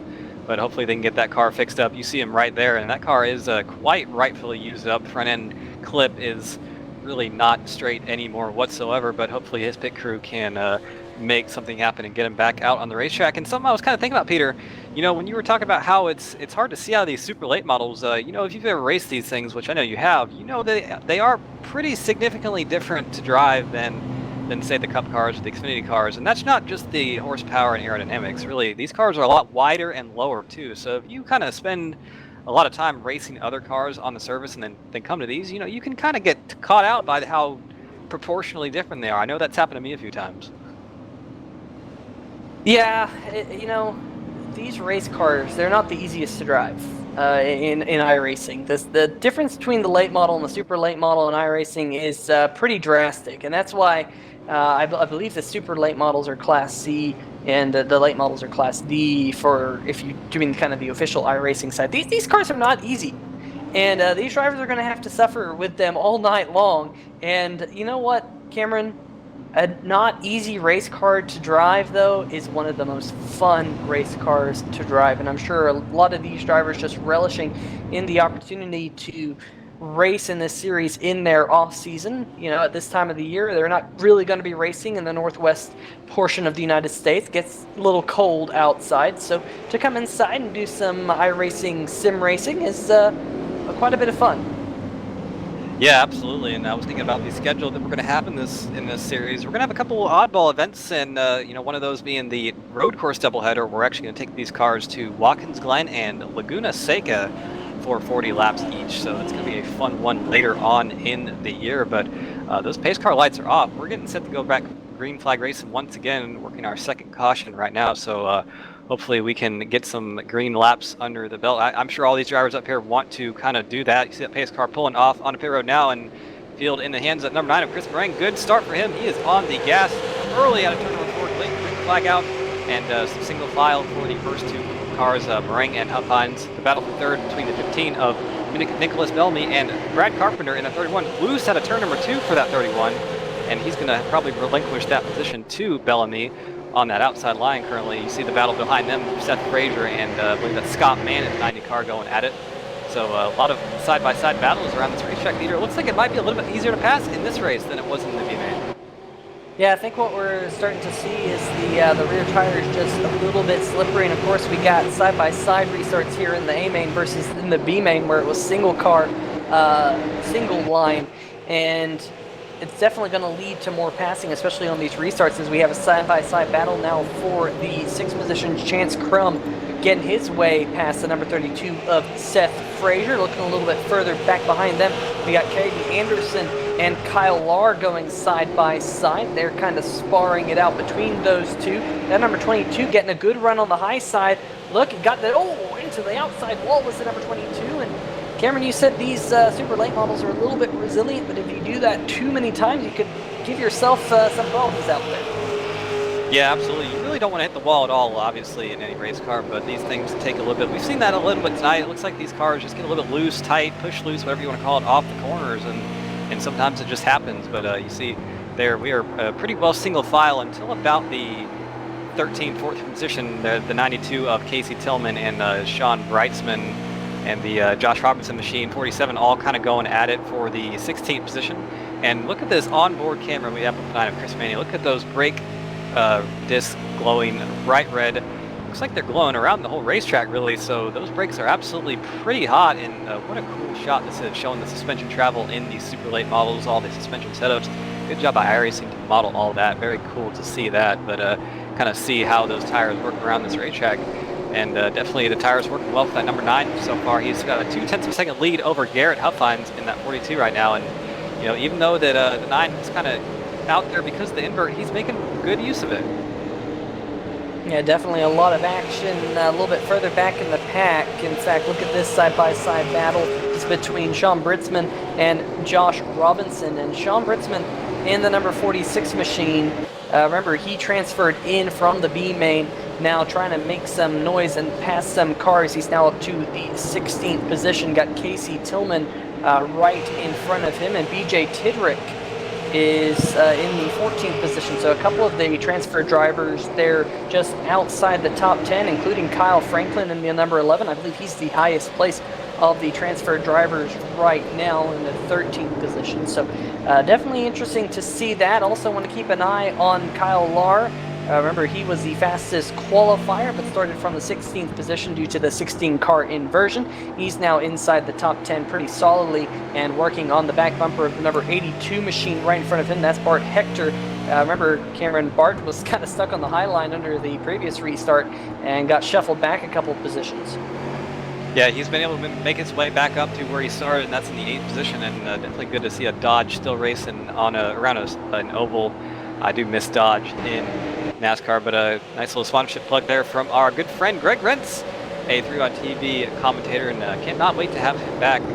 It's been a minute, so definitely I believe he will be back next week, but kind of closer up towards the front. Good battle for the lead between Chris Moran and Garrett Huffines, and as well as the 15 of Nicholas Bellamy. These cars are all under a blanket, so looks like it is a little bit hard to pass there still, but definitely all these cars are really close together, and one mistake for any of them will lead to somebody getting passed. Yeah, it's just that's one small mistake can lead you falling through the field, but this number 15 machine is going to try the high side to get around the number 42. That's Nicholas Bellamy in the 15, and the Garrett Huffines to the inside. They're going to be side by side going into turn number 1 here, and that number 15 is making some noise up there on the high side, Cameron. He's able to get the power down a little bit earlier because it's just a little bit larger radius. So move Nicholas Bellamy up into the 2nd position. We'll see if he can hunt down Chris Meringue, because Meringue has so far led every lap here in the A-Main. Ooh, trouble, 42 around!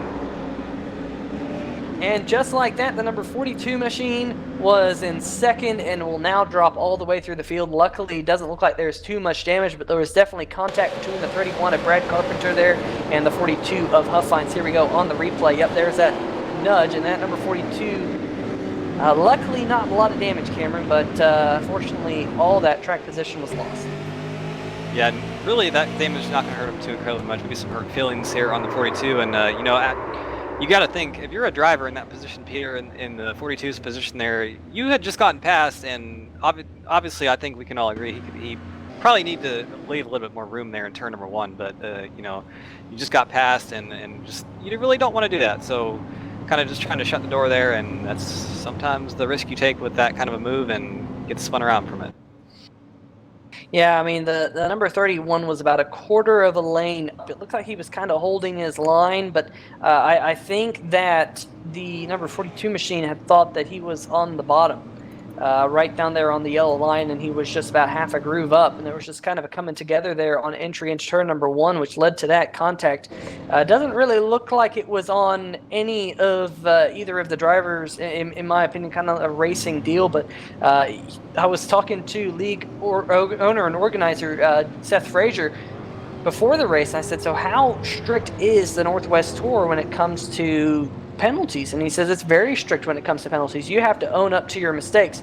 So it'll be interesting to see what happens here. It looks like possibly the 31 of Brad Carpenter is going to possibly claim it. No, he's staying out there on the racetrack. So if no driver claims this yellow flag, there will be a post-race review after it, and I think the driver's probably trying to sort it out between themselves right now who's going to take the blame. But there will be a post-race review if no one does claim this caution, and that can definitely, lead to a more severe penalty.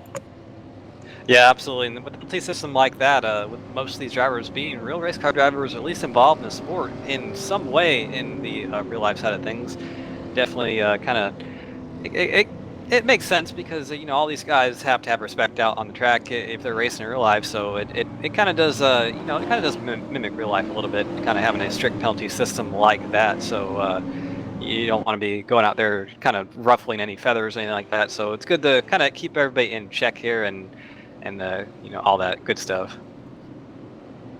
Yeah, absolutely. As we now are working lap number 34 of 125, and Chris Moraine so far led every single lap, but that number 15 machine, Nicholas Bellamy, was using that high line to his advantage, and I think, Cameron, that 15 will get the high line on this restart, because they do not have lane choice. So that number 15, we'll see what he can do up there on the high line. That looks like where he was happy out there. We'll see if he can challenge for this race lead once we do go back to green flag action.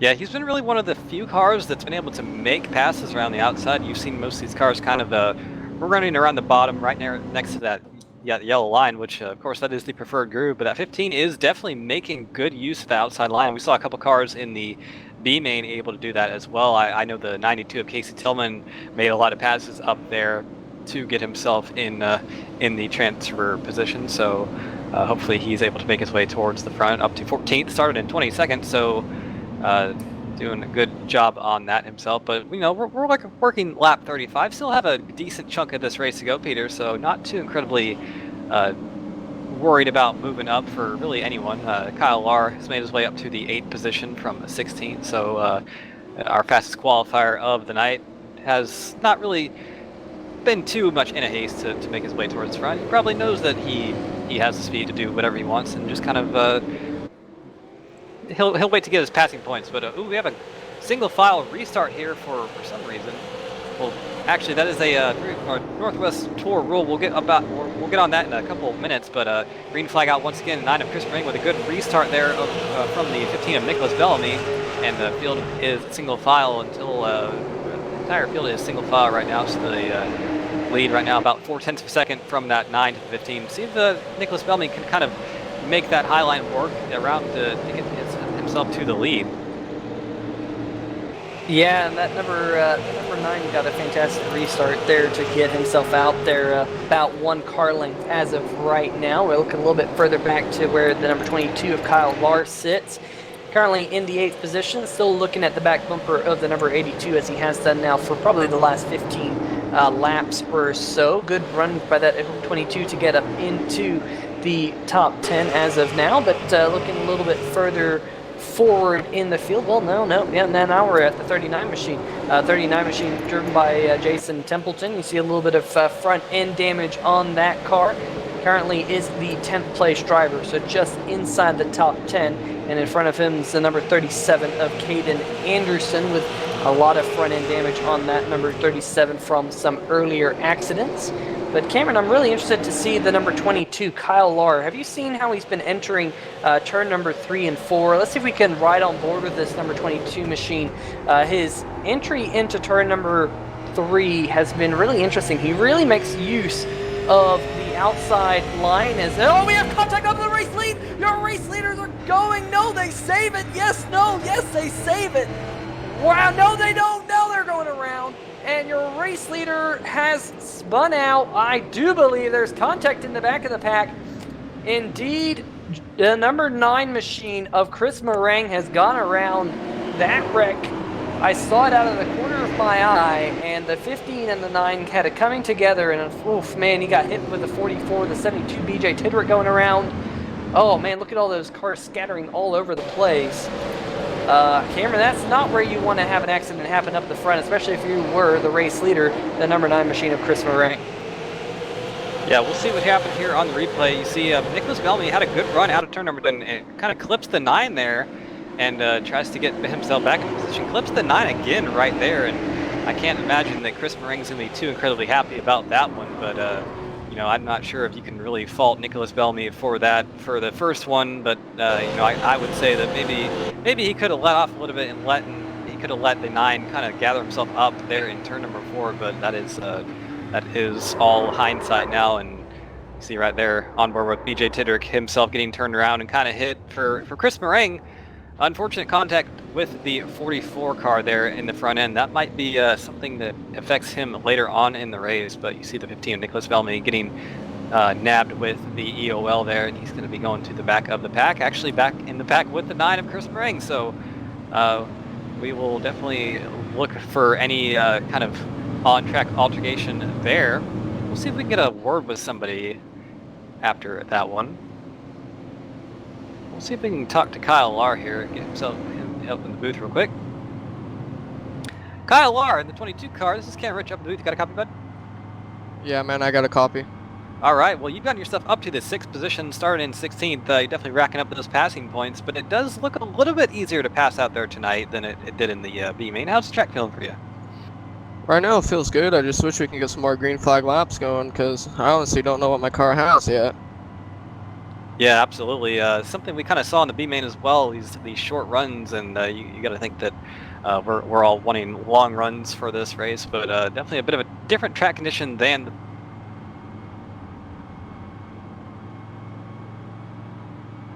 about the same temperature there. Looks like a bit of a server malfunction there for a little bit, but we are all good. But kind of, what's your strategy to kind of, you know, we're kind of talking about how you started so far in the back. Were you just kind of going to take it easy there, or are you going to try to get yourself to the front as quickly as possible? Honestly, I feel like there's going to be another crash coming up here soon, so I'm just going to lay back again, and probably around lap 60, 70, I'll start turning it up. Absolutely. Well, that probably will be a good strategy to have. But Kyle, thank you very much for talking with us. So we're going to let you get back to what you're doing. And good luck the rest of this race. Thank you, man. Definitely interesting to hear that, Cameron. Needs to wait kind of until 75 laps to go or so. Assuming not 75 laps to go. Lap number 75. 50 laps to go or so to turn up the wick. That sounds interesting. We'll have to see if that comes to fruition. Pace car lights are off once again. Absolutely, and you gotta think though, you know, with him kind of seeing that accident unfold right in front of him, that might have kind of psyched him out a little bit and might be rethinking his strategy a little bit. But either way, we'll reset the field for you after that.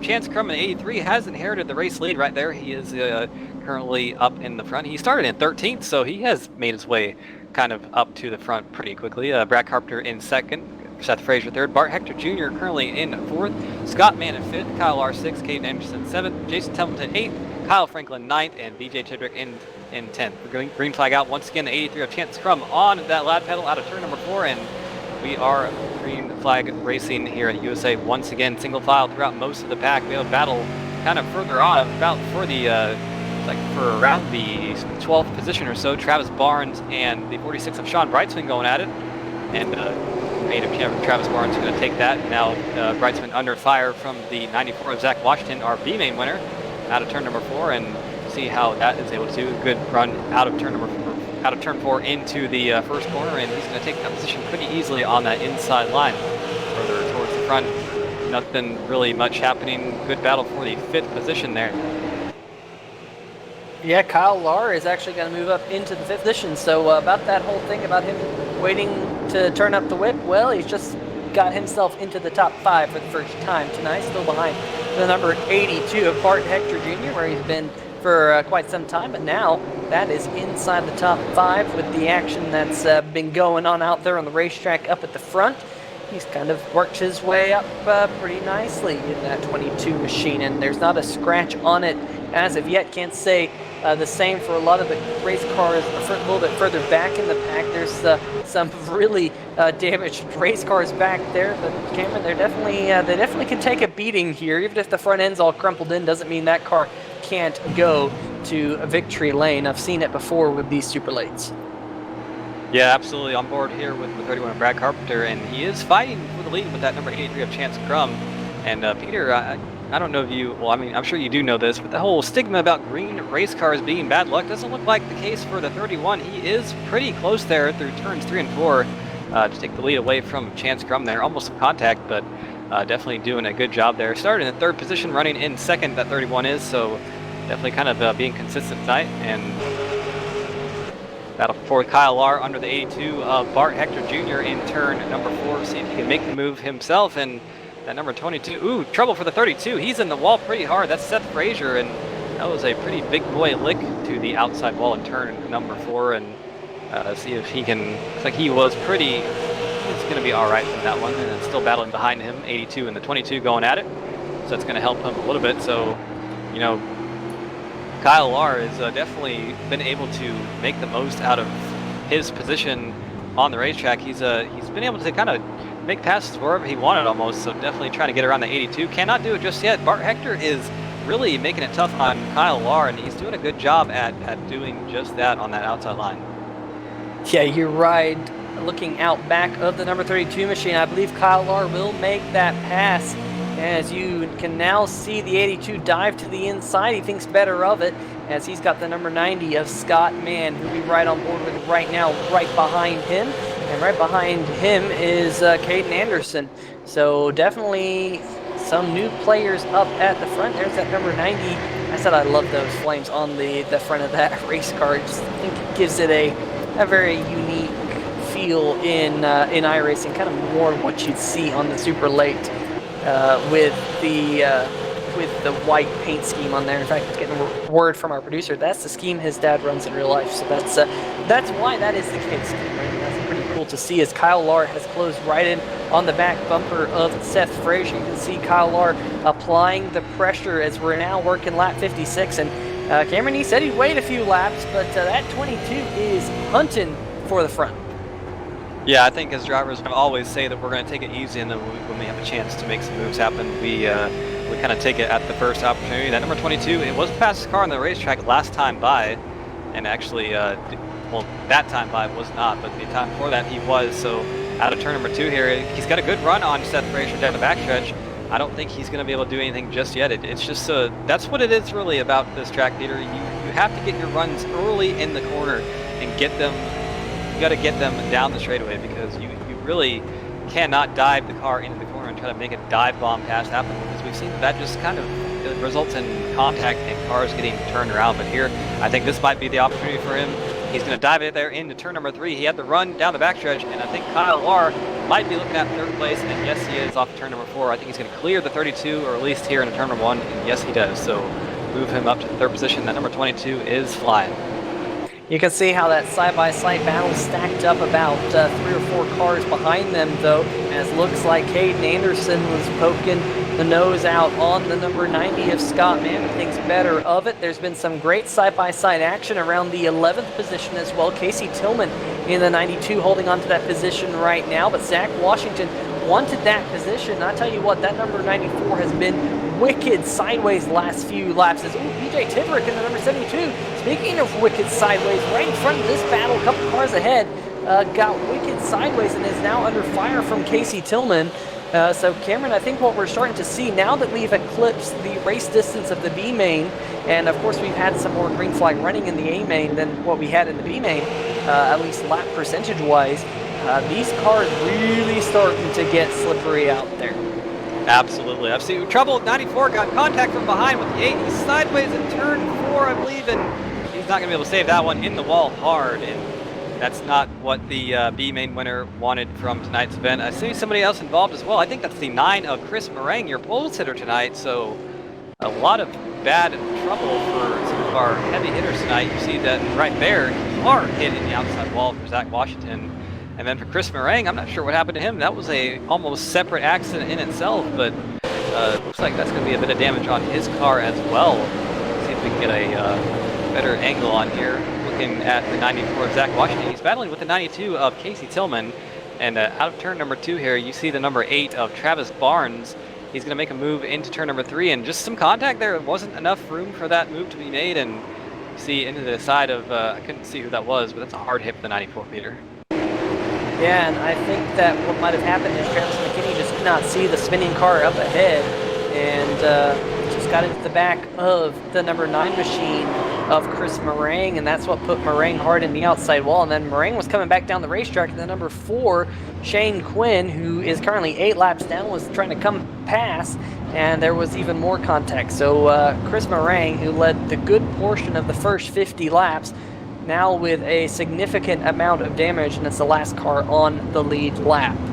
So definitely not what he wanted to have happen. Meanwhile, Kyle Lahr has moved up into the 3rd position, like we have been mentioning, slowly but surely making his way up to the front here.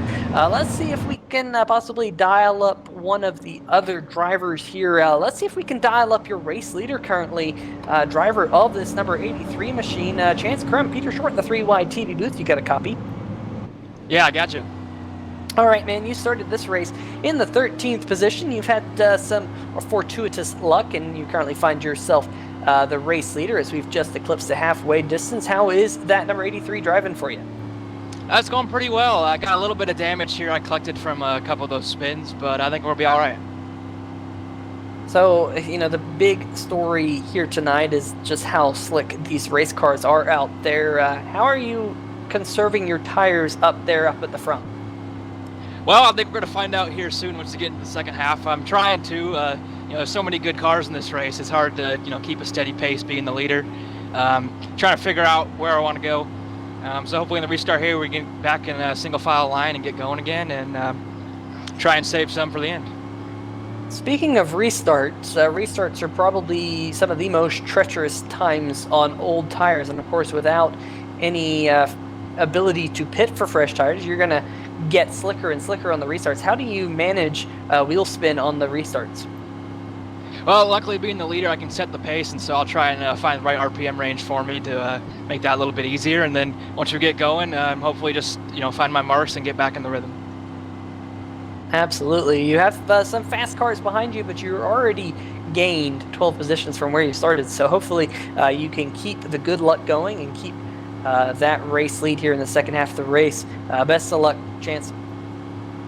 Thank you very much. Yeah, a lot of fast cars behind me. Should be a fun one. All right. Well, that is your race leader, driver of the number 83 machine, Chance Crum. And Cameron, you know, very interesting to hear that he's trying to keep those tires clean, but it's difficult when you're the race leader. Yeah, really, because you kind of have to, you know, you got to run the pace that keeps you in the lead, but you also have to run a pace that keeps your tires from melting into the racetrack, and that's one of the hardest things to do as a race car driver. I know it sounds a little bit obvious to everyone, but you know, you just got to kind of do what you can to keep those tires as good as you can, even if you are out there in the lead, just because, you know, you never know what's going to happen. But the pace car lights are off. We're about to go green flag racing here once again.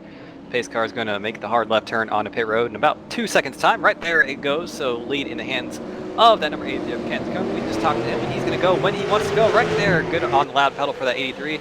And already a battle for second place. Kyle Lahr and Brad Carpenter side by side into turn number 1. Brad Carpenter is going to win that battle for now. But Kyle Lahr definitely looking racy on the outside and out of turn number 2. Excuse me. Had a good run, but it's not going to be able to do anything with that 31, I don't think. But that number 22 is absolutely flying. And if I was Chance Crum, I would be a little bit worried about that car being just 2 behind me at this point, because Kyle Lahr looks like he is on a mission. Kyle Lahr is undoubtedly a mission in that number 22 ZL1 super late model, and he is poking his nose underneath the number 31 of Brad Carpenter as we speak, as they head through turn number 3 and 4 right now. You can just see that number 22 is hooked up on this racetrack, going to go to the inside of the number 31. The 31 is going to give him room. Brad Carpenter on the high side, Kyle Lahr on the inside, coming out of turn number 2. Who's going to get the good run? Oh, the 31 just made contact with the outside wall. Going down the backstretch, you saw that shot him down the racetrack. No contact between those two. That definitely caused Kyle Larr to get off the throttle there for just a moment. And I think Kyle Larr is going to work himself up into the second position here, Cameron. Absolutely, Kyle Larr up to the second position. Now Brad Carpenter is going to have to worry about the 32 of Seth Frazier behind him. It looked like he was under fire there for a quick moment, but he's able to keep the position for now. We're on board with that 32. Looking racy himself. He started in 10th up to 4th, so good little gain for him. One of the league owners and organizers in this Northwest Tour, and definitely want to go out there and make something happen. There's a bit of a hornet's nest a bit further on back in the pack around the 46 of Sean Breitzman. That's around the 13th position. Here's the number 8 of Travis Barnes, who was at the center of that last accident. It looks like he was not actually charged with anything, I don't believe, so he was able to keep his spot and not hit another strike. He's currently running behind the number 92 of Casey Tillman, and see a bit of connection issues here tonight for a couple cars. It might be a bit of an iRacing glitch, but no harm, no foul. And you see all these cars kind of stringing out single file for the time being. These tires are definitely getting kind of well past their use by date. Yeah, without a doubt. And you can see who's taking care of their tires because they're able to still go around here pretty darn quickly. Seth Frazier now in the 32 machine starting to look on the back bumper of the 31 as you see this gaggle of cars a little bit further back in the pack. That is the number 80 machine, James Paulson leading a gaggle of cars right behind him. Garrett Huffines in the 42 on the outside line, Sean Britzman on the inside. In the number 46 machine as the number 42 will take the 14th position, at least for now. Man, they're really tight there coming out of turn number 4. And that number 42 will hold on to that position at least for now, but it's going to open up the door for Travis McKinney in the number 48 machine. He's looking to the outside of the 46 coming out of turn number 2. Yeah, the 48 of Travis, he's really not been able to make a lot of ground considering he was our second place or second fastest qualifier of the night. Has only made his way. He's only in 16th right now, started in 15th, so not really the run he's wanted so far, but he's getting around the 46 of Sean Breitzman. Battle for the lead, 22 of Kyle Larr and Chance Crum going at it. That number 22 all over the back of that 83. We're on board with him right now, and see the lap times right there. That number 22 about 2/10 of a second quicker than Chance Crum right now, so I think it might be a matter of time. Right here, you see it, that the 22 is just so quick in the center of the corner. He's actually so quick that he has to get out of the throttle a little bit. It looks like not run through the 83's bumper. Ooh, caution on the racetrack. Not sure what happened yet. We'll see if we can find a car. The 90 car has spun around. That is the Scott Man machine. We'll see what happened to him off turn number 2 here, and might have been some net code there, but definitely a hard hit in the inside wall. That's gonna bend up some things that should not be bent, but he was able to get his car righted and get going once again, but definitely gonna be a lot of damage on that car. Yeah, that was a really hard hit with the inside wall, and that number 90 machine, I don't think it is driving straight anymore. That all of the impact force hitting the right side of that car, and if you could see this thing looking head on, it's crabbing pretty darn good. And that's not what you want to see if you're in the driver's seat right now. I expect to see the number 90 have the hard left onto pit road. There we go, on pit road, and he's going to see the unfortunate amount of damage he has on that car if he doesn't already imagine what it could be.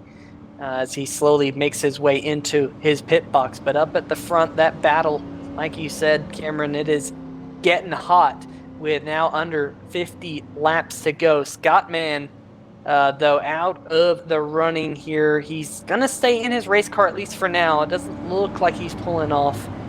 So we'll have to keep an eye on whether or not that number 90 decides to make it back to the racetrack with a whole lot of damage.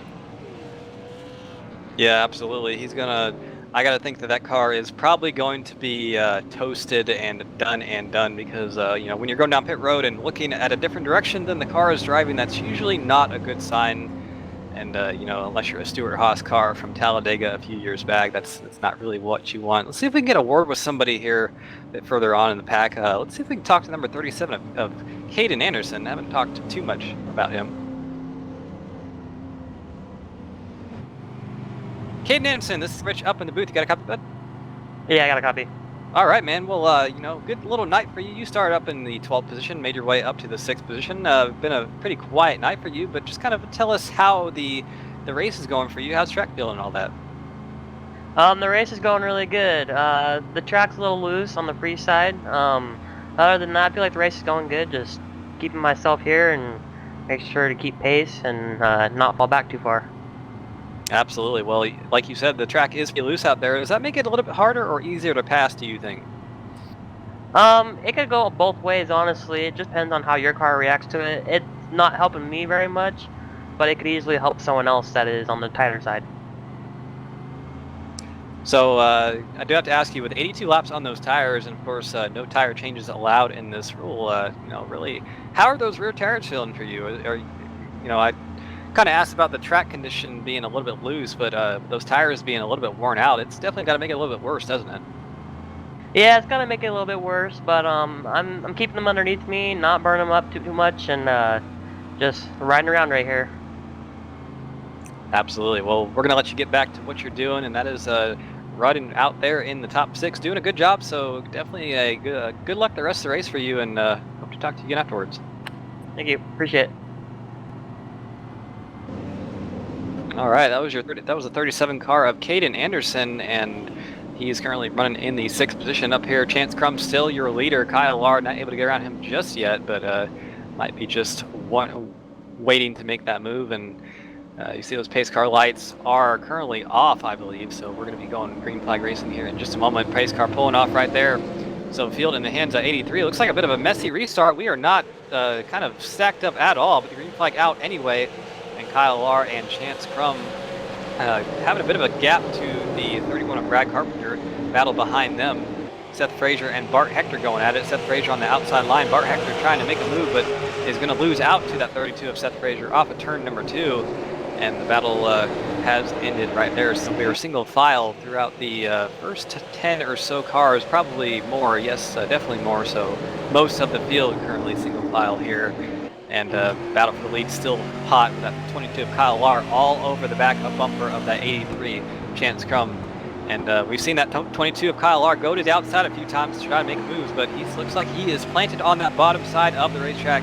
He's going to try to get his way around the 83 right where he's been comfortable all night on that bottom, but it's definitely going to have to be a bit of a challenge. 40 laps to go now at this 3/4 mile racetrack. And into the wall a little bit for the 22, but around the outside might be a power move coming here for Kyle Lar. I don't think he's going to make it just yet, but definitely in the wall there. And Kyle Lar is definitely driving that car for all he's worth, Peter. Yeah, he's bouncing it out off that outside wall, but doing a fantastic job trying to make a move. And we've seen him slowly but surely make his way through this field. Remember, he started this race in the 16th position, and passing points are in play. It's a 1 point per pass from where he started this race. And definitely very, very quick. Good showing out of this number 22 as all things up at the front calm down, at least for now, just for a brief moment. Looking a little bit further back in the pack, this is a battle now just inside the top 10. Casey Tillman in the 9th position, and the number 92 gonna go way up the racetrack, and that will give the 9th position to Travis Barnes in the number 8. You see that number 8 has a pretty crinkled front end, as does a lot of those cars in that section of the racetrack. Ooh, but maybe a little bit of contact between James Paulson and Casey Tillman for now the 10th position, but looking back up at the front, it is the number 22 trying to get past that number 83. And Cameron, you got to be so careful getting off these corners. If you're following a car so tightly, if that car in front of you gets a little bit sideways, you can run into the back of them pretty quickly. Really, yeah, you can, because look on board from the 22 right here. He's so close going in the corners, and he gets such a good run through the middle. There has actually been a couple instances of contact there between those two cars, and thankfully the 83 not getting sideways, but definitely getting a little bit physical here up at the front. And here's the 82 and the 32 going at it. This is for the 4th position, a couple cars behind the lead, and that you see that 37 Caden Anderson involved as well. We just talked to him and seen him trying to make himself up into the top 5, and yes, he does. He's going to go around the 32 and get himself up there. So still battling for the lead between Chance Crum and Kyle Lar. Kyle Lar is definitely quicker than the 83 at this point in the race, but he cannot find a way around that 83. So, one of the quotes that I always remember remember from racing, Peter. Definitely a big Formula One fan myself. You know, catching a car is one thing, passing is another. We're seeing that out here tonight. Oh yeah, without a doubt. This is a tough racetrack to set. Probably one of the toughest tracks to pass at all season long. Ooh, a little bit of contact maybe in the back of the pack between the number 15 and the number 44 of Ryan Gormley and Nicholas Bellamy. But back up the front, no contact between these two. These two doing a fantastic job. Man, look at the number 22. You can see he closed in on the back bumper of the number 83 of Chance Crum there, and he backed out of it as to not make contact. But laps are pretty quickly winding down here under a green flag. These guys are running about 21-second lap times. And you know what I'm impressed with, Cameron? The fastest lap time today was a 20.8-second lap. Last time by, your race leader only ran 4/10 slower than that. I mean, at certain racetracks, that's fall off after 2 laps. So these guys definitely showing us how it is done. They're definitely pacing themselves as, ooh, the number 22 is going to look to the inside here. Just a moment, Kyle Larr showing that nose to that number 83. And Cameron, you just got to pressure that 83 into possibly making a mistake. Yeah, both these drivers showing a lot of respect to each other, with that 22 being all over the 83's bumper. You know, you would think that would be a little bit harrowing as a driver, but he is holding his ground, and Kyle Larr is giving him just enough room to do what he needs to do. Giving him a tap here and there, just typical short track racing, but not turning him around. So definitely some good racing up here at the front. And I've been amazed at the 83's being able to hold off Kyle Larr this long, and definitely been some really good short track racing here. A bit further on in the pack, there's the number 80 car of James Paulson. He's made his way back up to the 10th position. You see that car a little bit banged up. He's been involved in a couple accidents here, but definitely the car is still running strong. He's running right behind that 72 of BJ Tidrick. Ooh, caution on the racetrack. Caution! And the number 20, Brian Lambert's gone around in turn number 3. He's going to get that machine turned back going straight. We'll have to see what happened here on the 3-wide TV replay. Ooh, tucked up right behind the number 51 machine. And couldn't quite make out who that was behind him. Possibly Jason Templeton, although I'd like to see another view of it before I put blame on any of the drivers. Indeed, that was the number 39. Oh, the number 20. Looks like he got into the back bumper, perhaps, of Christopher Heim in the 51. That caused him to check up. It was kind of an accordion effect. So that, I think, is what brought out the yellow because of the contact. You see that contact right there in the corner camera, and that really upset the number 20 machine. And unfortunately for Jason Templeton, he kind of had nowhere to go but into the back bumper of the number 20. Yeah, that's a typical short track wreck right there. Just when you get out of the throttle and you got cars so close to each other, kind of in a train around the racetrack, that just tends to happen there. And for Brian Lambert, it has not been a great night. He's been upside down and definitely just went around once again, but has been a pretty good night for those two drivers, Kyle Larr and Chance Crum. It's been all those two for the majority of the race. Once some issues led to the 83 getting into the lead, he has not relinquished it yet, but it's been a good battle between him and the 22 right behind him for this race lead. And we're going to have under 25 laps to go when we get back going green flag racing here in just a few laps. So definitely going to be a little bit of a short track shootout, and we always love that here on 3-Wide TV. Short track shootouts and just short tracks in general, always a fun time, and definitely the stakes are going to be a little bit more intense getting closer to the end of the race.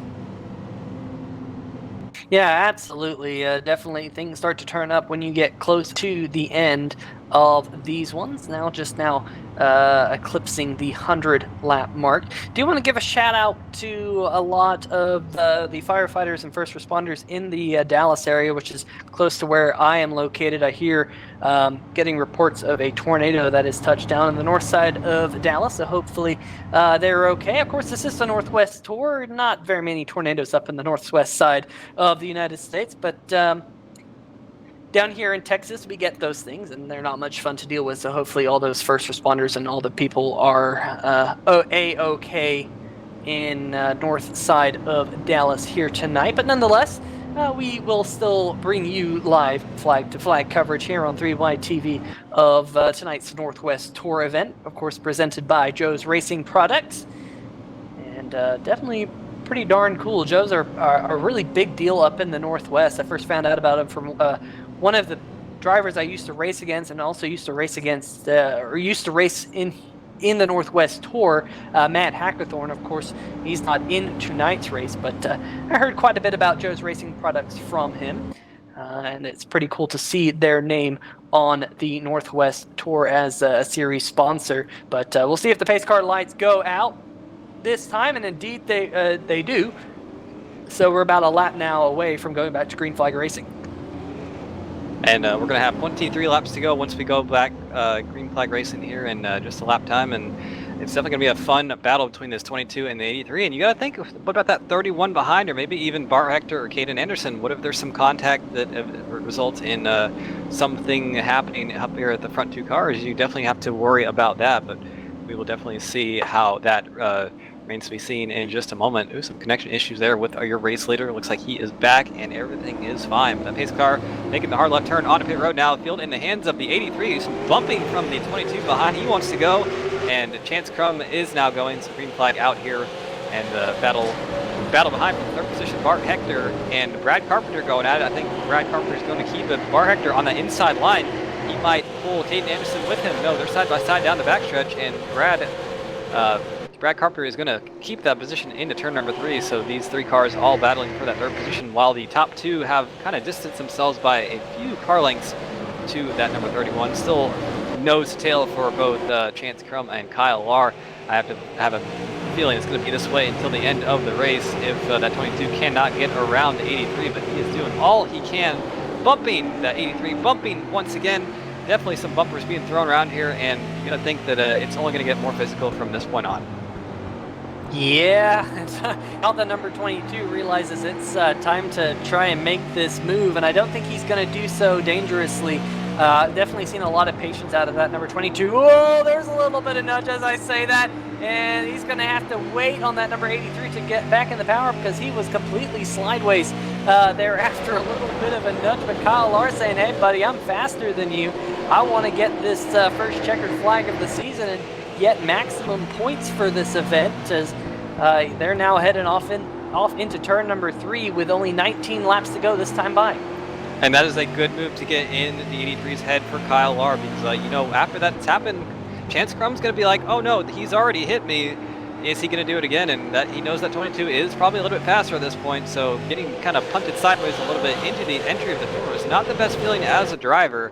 So definitely he's going to be looking at his mirrors a little bit more. But that number 22 kind of smacking the wall here and there on the backstretch, not hurting him at all, because that 22 is still very fast in the center of these corners. And you can see the difference in line there. Kyle Larr is actually, he's entering the corner a little bit higher than Chance Crum.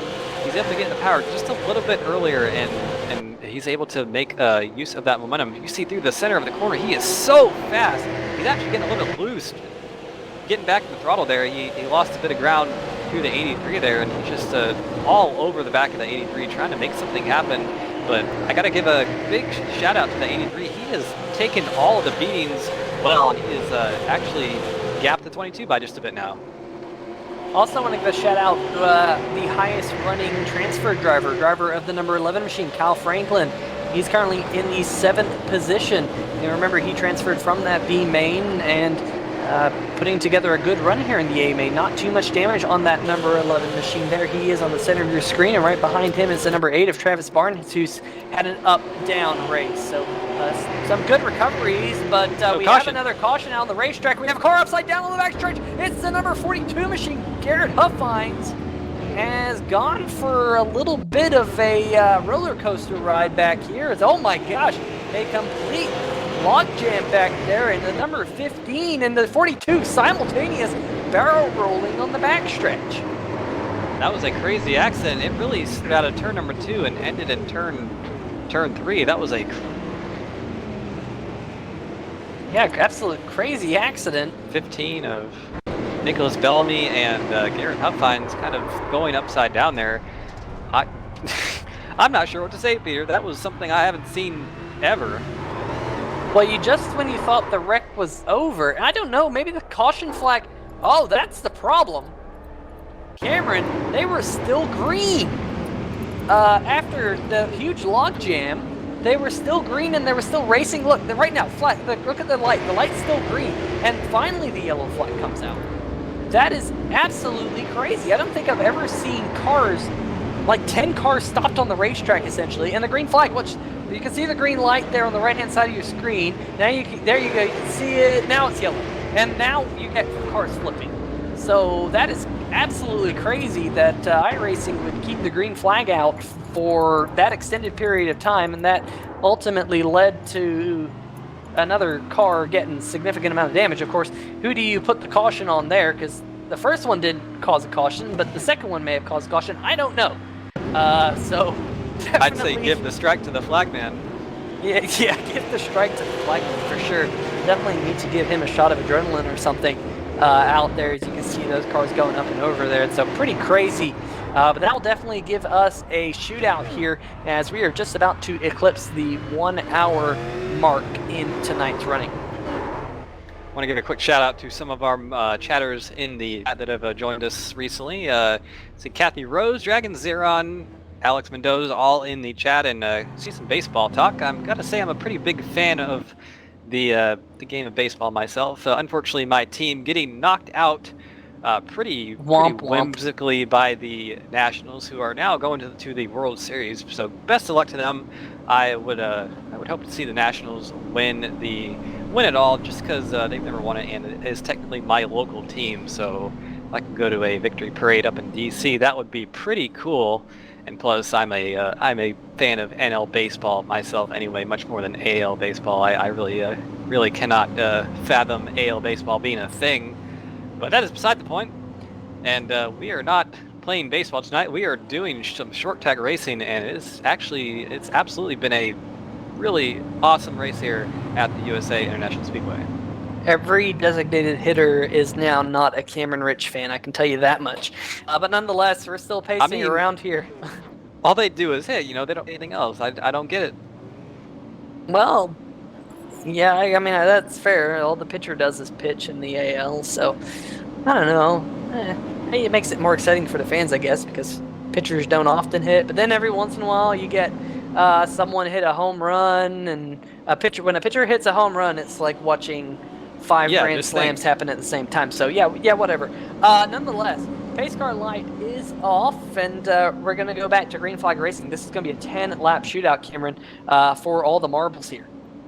Absolutely, and it's going to be a fun one to watch, and just kind of going to say that if Bartolo Colon was in the AL, we would have never seen his legendary home run. But you can see Kyle Larr is absolutely ready to go on this restart once again.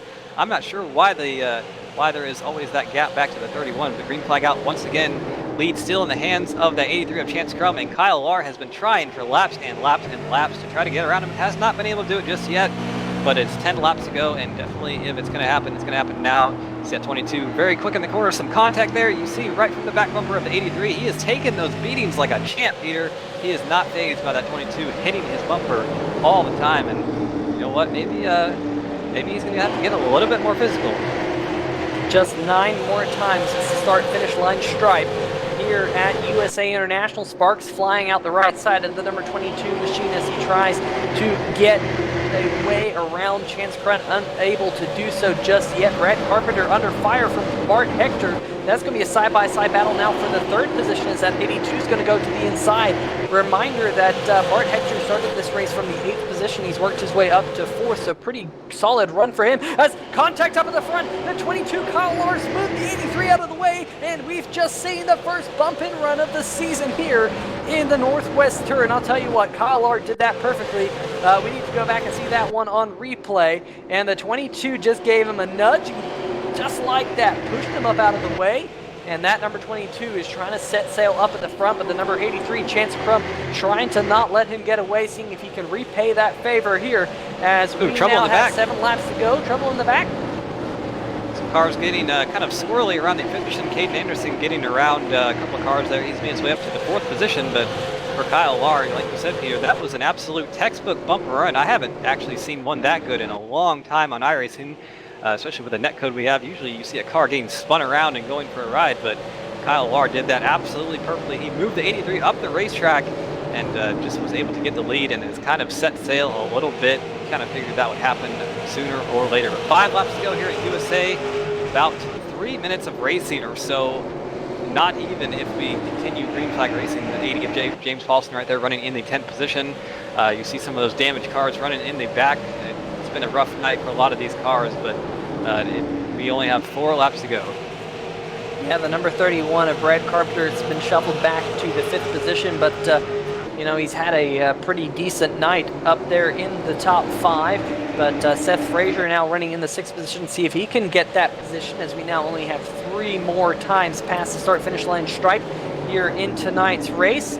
All these drivers trying to get everything they can here as these laps wind down, especially there's a side-by-side battle back for the 11th position between Sean Britzman and the 92 of Casey Tillman. There they are, but we now only have 2 laps to go. These laps are winding down very, very quickly. Yeah, not much time for anything to happen there. There's a side-by-side battle with the 92 of Casey Tillman and Sean Britzman in the 46. That is a little bit back in the pack. It's around the, I believe, the 11th position. So fighting for that, but up at the front, it is all Kyle Lahr. He's extended that lead to about 0.6 of a second, and only 2 laps to go here at USA. And I think it is, final lap here. White flag out for that number 22 of Kyle Lahr. And, only about half a mile from this point in the track. He's got 2 more corners left, and it's going to be a maximum points night for that number 22. Fastest qualifier, started at 16th, got his way up to the front with a bump in front. He takes the victory here at USA. What an absolutely incredible race. What an incredible race for everyone, and definitely what an incredible race for him at number 22. Earning the win here. Had to get a little bit physical for it, but definitely did it the right way. Did not spin the 83 around, just moved him up the racetrack, and that's what you want to see in good old short track racing, Peter. Yeah, Cameron, you said it. You said at one point that it might have to get a little bit physical. Well, sure enough, it did. And like you said, that's probably the best bump and run I've seen in iRacing in a long time, because this game isn't akin to the bump and run, to put it lightly. And that number 22 will go to victory lane. You see him doing a burnout there at the start-finish line, burning it down, giving those fans a good show there with lots of smoke. I'm sure they'll have all their shirts and clothes smelling of burnt rubber tomorrow, but nonetheless, fantastic run for this number 22. Was patient all night long. A perfect bump and run was able to get him the victory, and quite obviously the points lead coming out of the first race. What a way to start off the season at a track that we dubbed at the beginning of the race very, very difficult to pass. So pretty darn cool, as your top 3 are going to all come in here and get a photo at the start-finish line. You can see all those cars lined up there, and we will try and get a word with all 3 of those drivers here tonight, because that was a great way to finish tonight's race. Lots of action, and that's what you expect to see out of these drivers. Lots of action on short tracks all season long.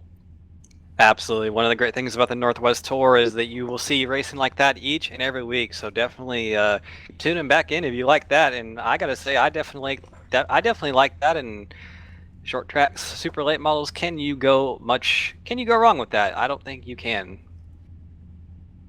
Yeah, I don't think so either. It should be a fantastic year, and I'm thoroughly looking forward to it here on 3Y TV. I know Greg Rentz is too. He's really been the commentator for this series. He was all last season, unable to make it here tonight due to a computer issue that he's been having, but he's getting a new PC, so he should be here in a week or 2. I'm sure he's thoroughly excited to get back to it, because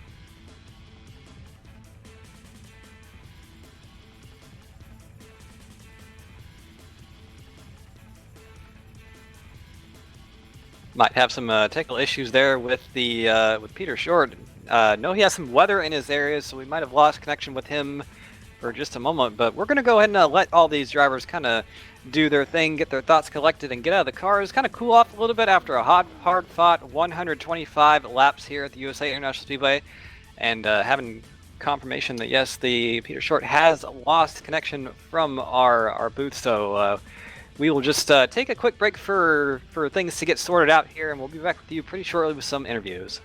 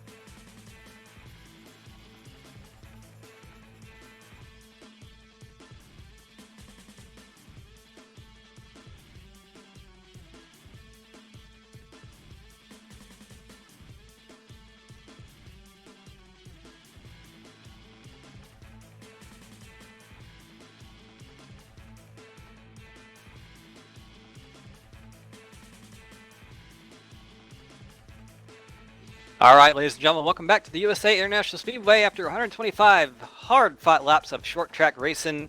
Your winner for tonight's event is Kyle Lahr in the 22. But before we talk to him, we're going to go ahead and get a word with our top 3 finishers before that. And we're going to start with the number 82 of Bart Hector, who I hopefully can find down here. I see him. He is in the admin room, but I got him right here. Bart Hector, this is Cam Rich. I'm in the booth. You got a copy?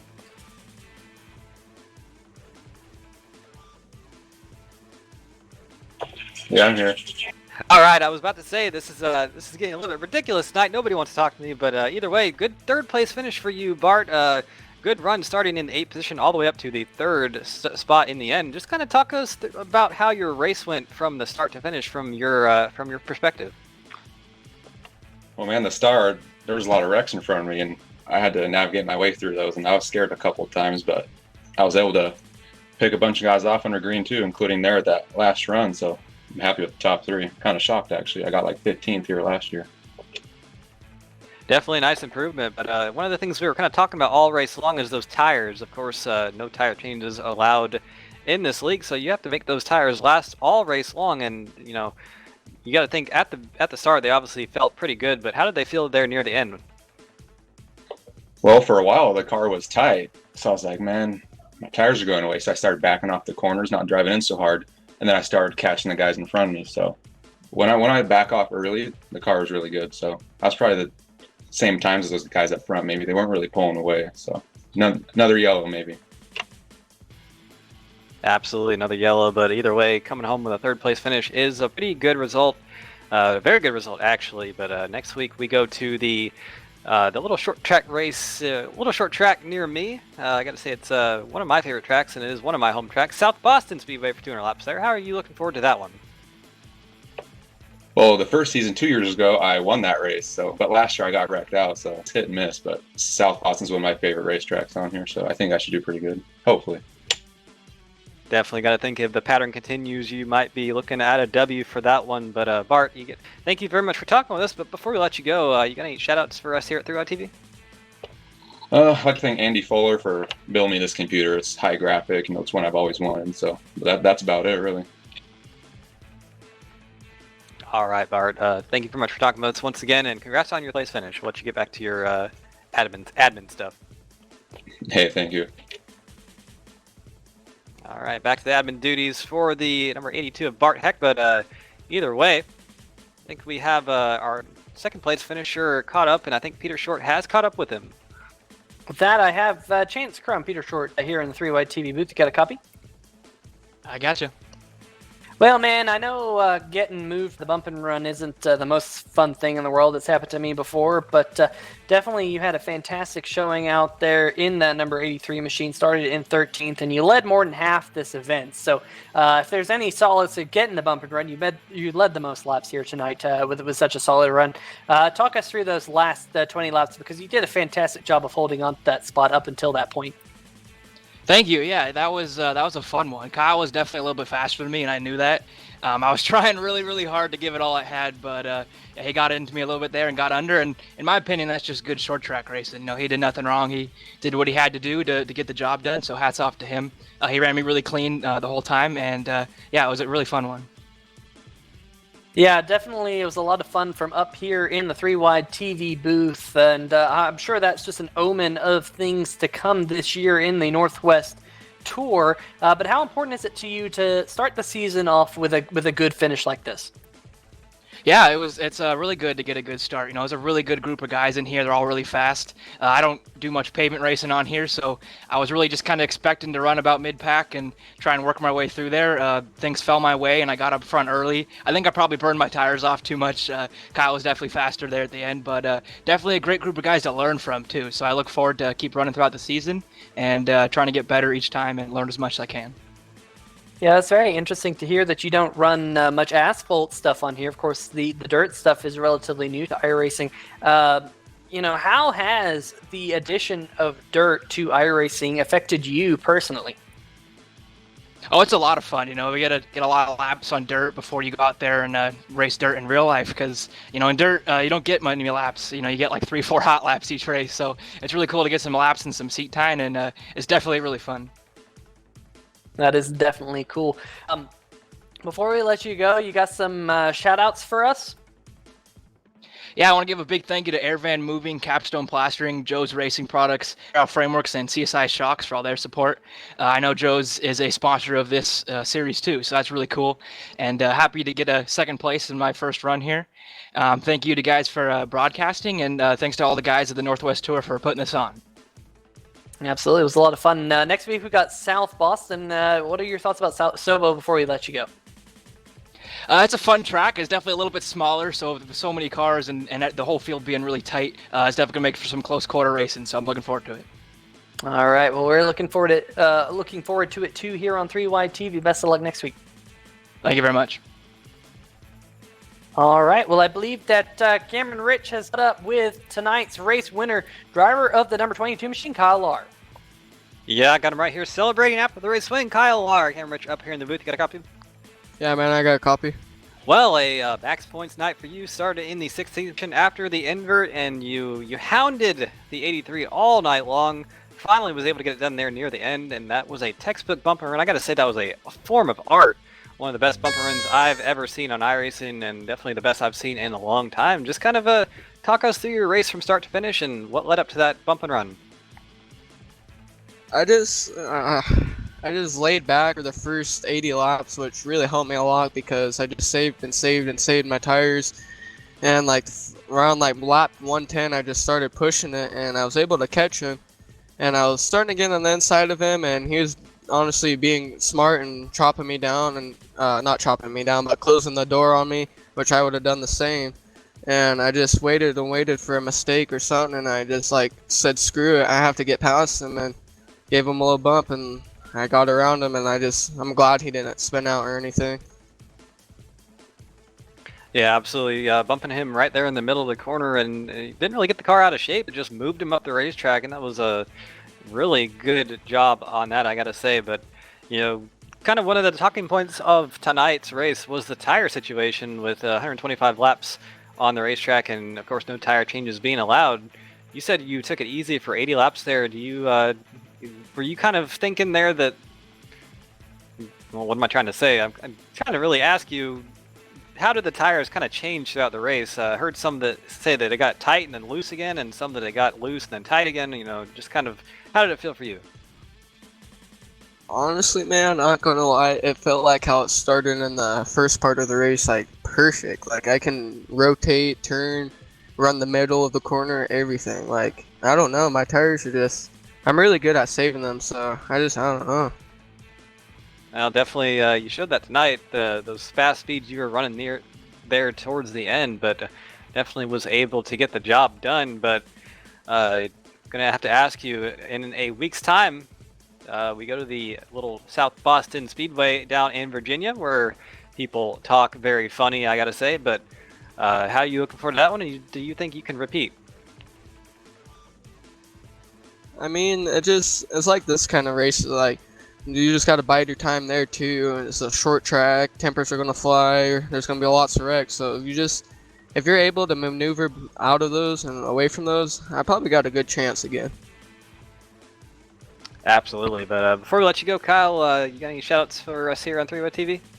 Yeah, Joe's Racing Products, Cascade Wrestling, my mom, dad, fiance, and everybody that supports my racing, and BJ and Seth Frazier for putting everything on.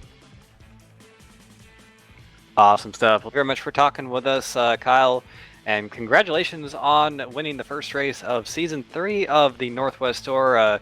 Probably talk to you again at some other time. For sure, man. Thank you guys for having me. All right, that was your winner from tonight's event. Kyle Lahr started in 16th position after qualifying with fastest time and getting himself max points, passing all those cars to take the W. But Peter, I think we have some results for these guys tonight. Kyle Lahr coming home with the win. Chance Crum coming home in second there. That late race bump and run. Bart Hector Jr. coming home in third. Caden Anderson coming home fourth. A good run for him. Brad Carpenter getting shuffled out there near the end, coming home in fifth. Seth Frazier coming home in sixth. Kyle Franklin, one of our transfers from the B main, coming home in seventh. Eighth place is Travis Barnes in the number 8 car. Coming home ninth is James Paulson. BJ Tidrick coming home in the 10th position. Coming home in the 11th position is Casey Tillman, and Sean Brightsman coming home in 12th, Peter. In the back half of the field, the number 47 of Josh Robinson finishes in the 13th position. Ryan Gormley comes home in the 14th position in the number 44. Jason Templeton comes home in 15th position. Garrett Huffines, what an eventful night for that 42. He comes home in 16th. Brian Lambert also had a very eventful night, comes home 17th. Chris Morang, who was your race leader and got spun out while he was leading this event, unfortunately unable to bounce back from that, comes home in 18th. Travis McKinney, he's going to finish 19th. Remember, he was the second fastest qualifier here tonight, so rolled off from 15th, but not the night he was looking for. Christopher Heim, another driver who had a top 10 finish in points last year, and he finishes tonight's event in the 20th position. In the 21st position, we got the 15 of Nicholas Bellamy. He also did a few barrel rolls on the backstretch. Shane Quinn comes home in 22nd in that number 4 machine. He was about 9 laps down at one point, so he was able to get 3 of those laps back throughout tonight's race. And Scott Mann and Zach Washington were the 2 drivers who were unable to make it to the end. Of course, Zach Washington was winner of the B main here tonight. But pretty crazy race here, Cameron. Very interesting way to set the tone for this season here in the Northwest Tour presented by Joe's Racing Product. It'll be a lot of fun to follow this one week in and week out. And my oh my, what's some fantastic racing out there. That really was some good stuff. Absolutely, and we got 15 more of those, or actually a couple more because we have some doubleheader races and all that, but 15 more events here in this Northwest Tour on Sunday. So if you liked what you saw tonight, definitely tune in again on Sunday nights here on 3 Wide TV for more of that, and it's definitely going to be a good time for everybody involved. Yeah, absolutely. Before we go, we want to have a few people to thank. Of course, we want to give our thanks to the friends over at SimTV who for giving us these camera angles each and every week, and also want to thank our friends over at OCR TV for making this graphics package, which we're able to give to you all season long here on 3YTV on YouTube. And we want to thank you, the people watching us here, for watching. Make sure to give us a like and also subscribe. This is, I'm getting word, our most watched event of all time. So definitely thank you for that. Make sure to join us in the chat, give us a shout, and we'll definitely respond to you. But once again, thank you very much for that. We really appreciate it. And we will be here next week. And Cameron, any final thoughts? Well, you know, I just want to say I love short racing, and that was one hell of an event. So definitely can't go wrong with that. But I hope everybody, all you viewers out there, stay awesome, have a good night, and you know what? Do some short track racing. It's fun. Also, lastly, want to give a shout out to Seth Frazier. Got engaged last night. Congratulations, buddy. The life of marriage is a good one. And good luck to you and your fiance. But for myself, Peter Short, Karen Rich, Carlos Acosta, we want to give each and every one of you a see ya!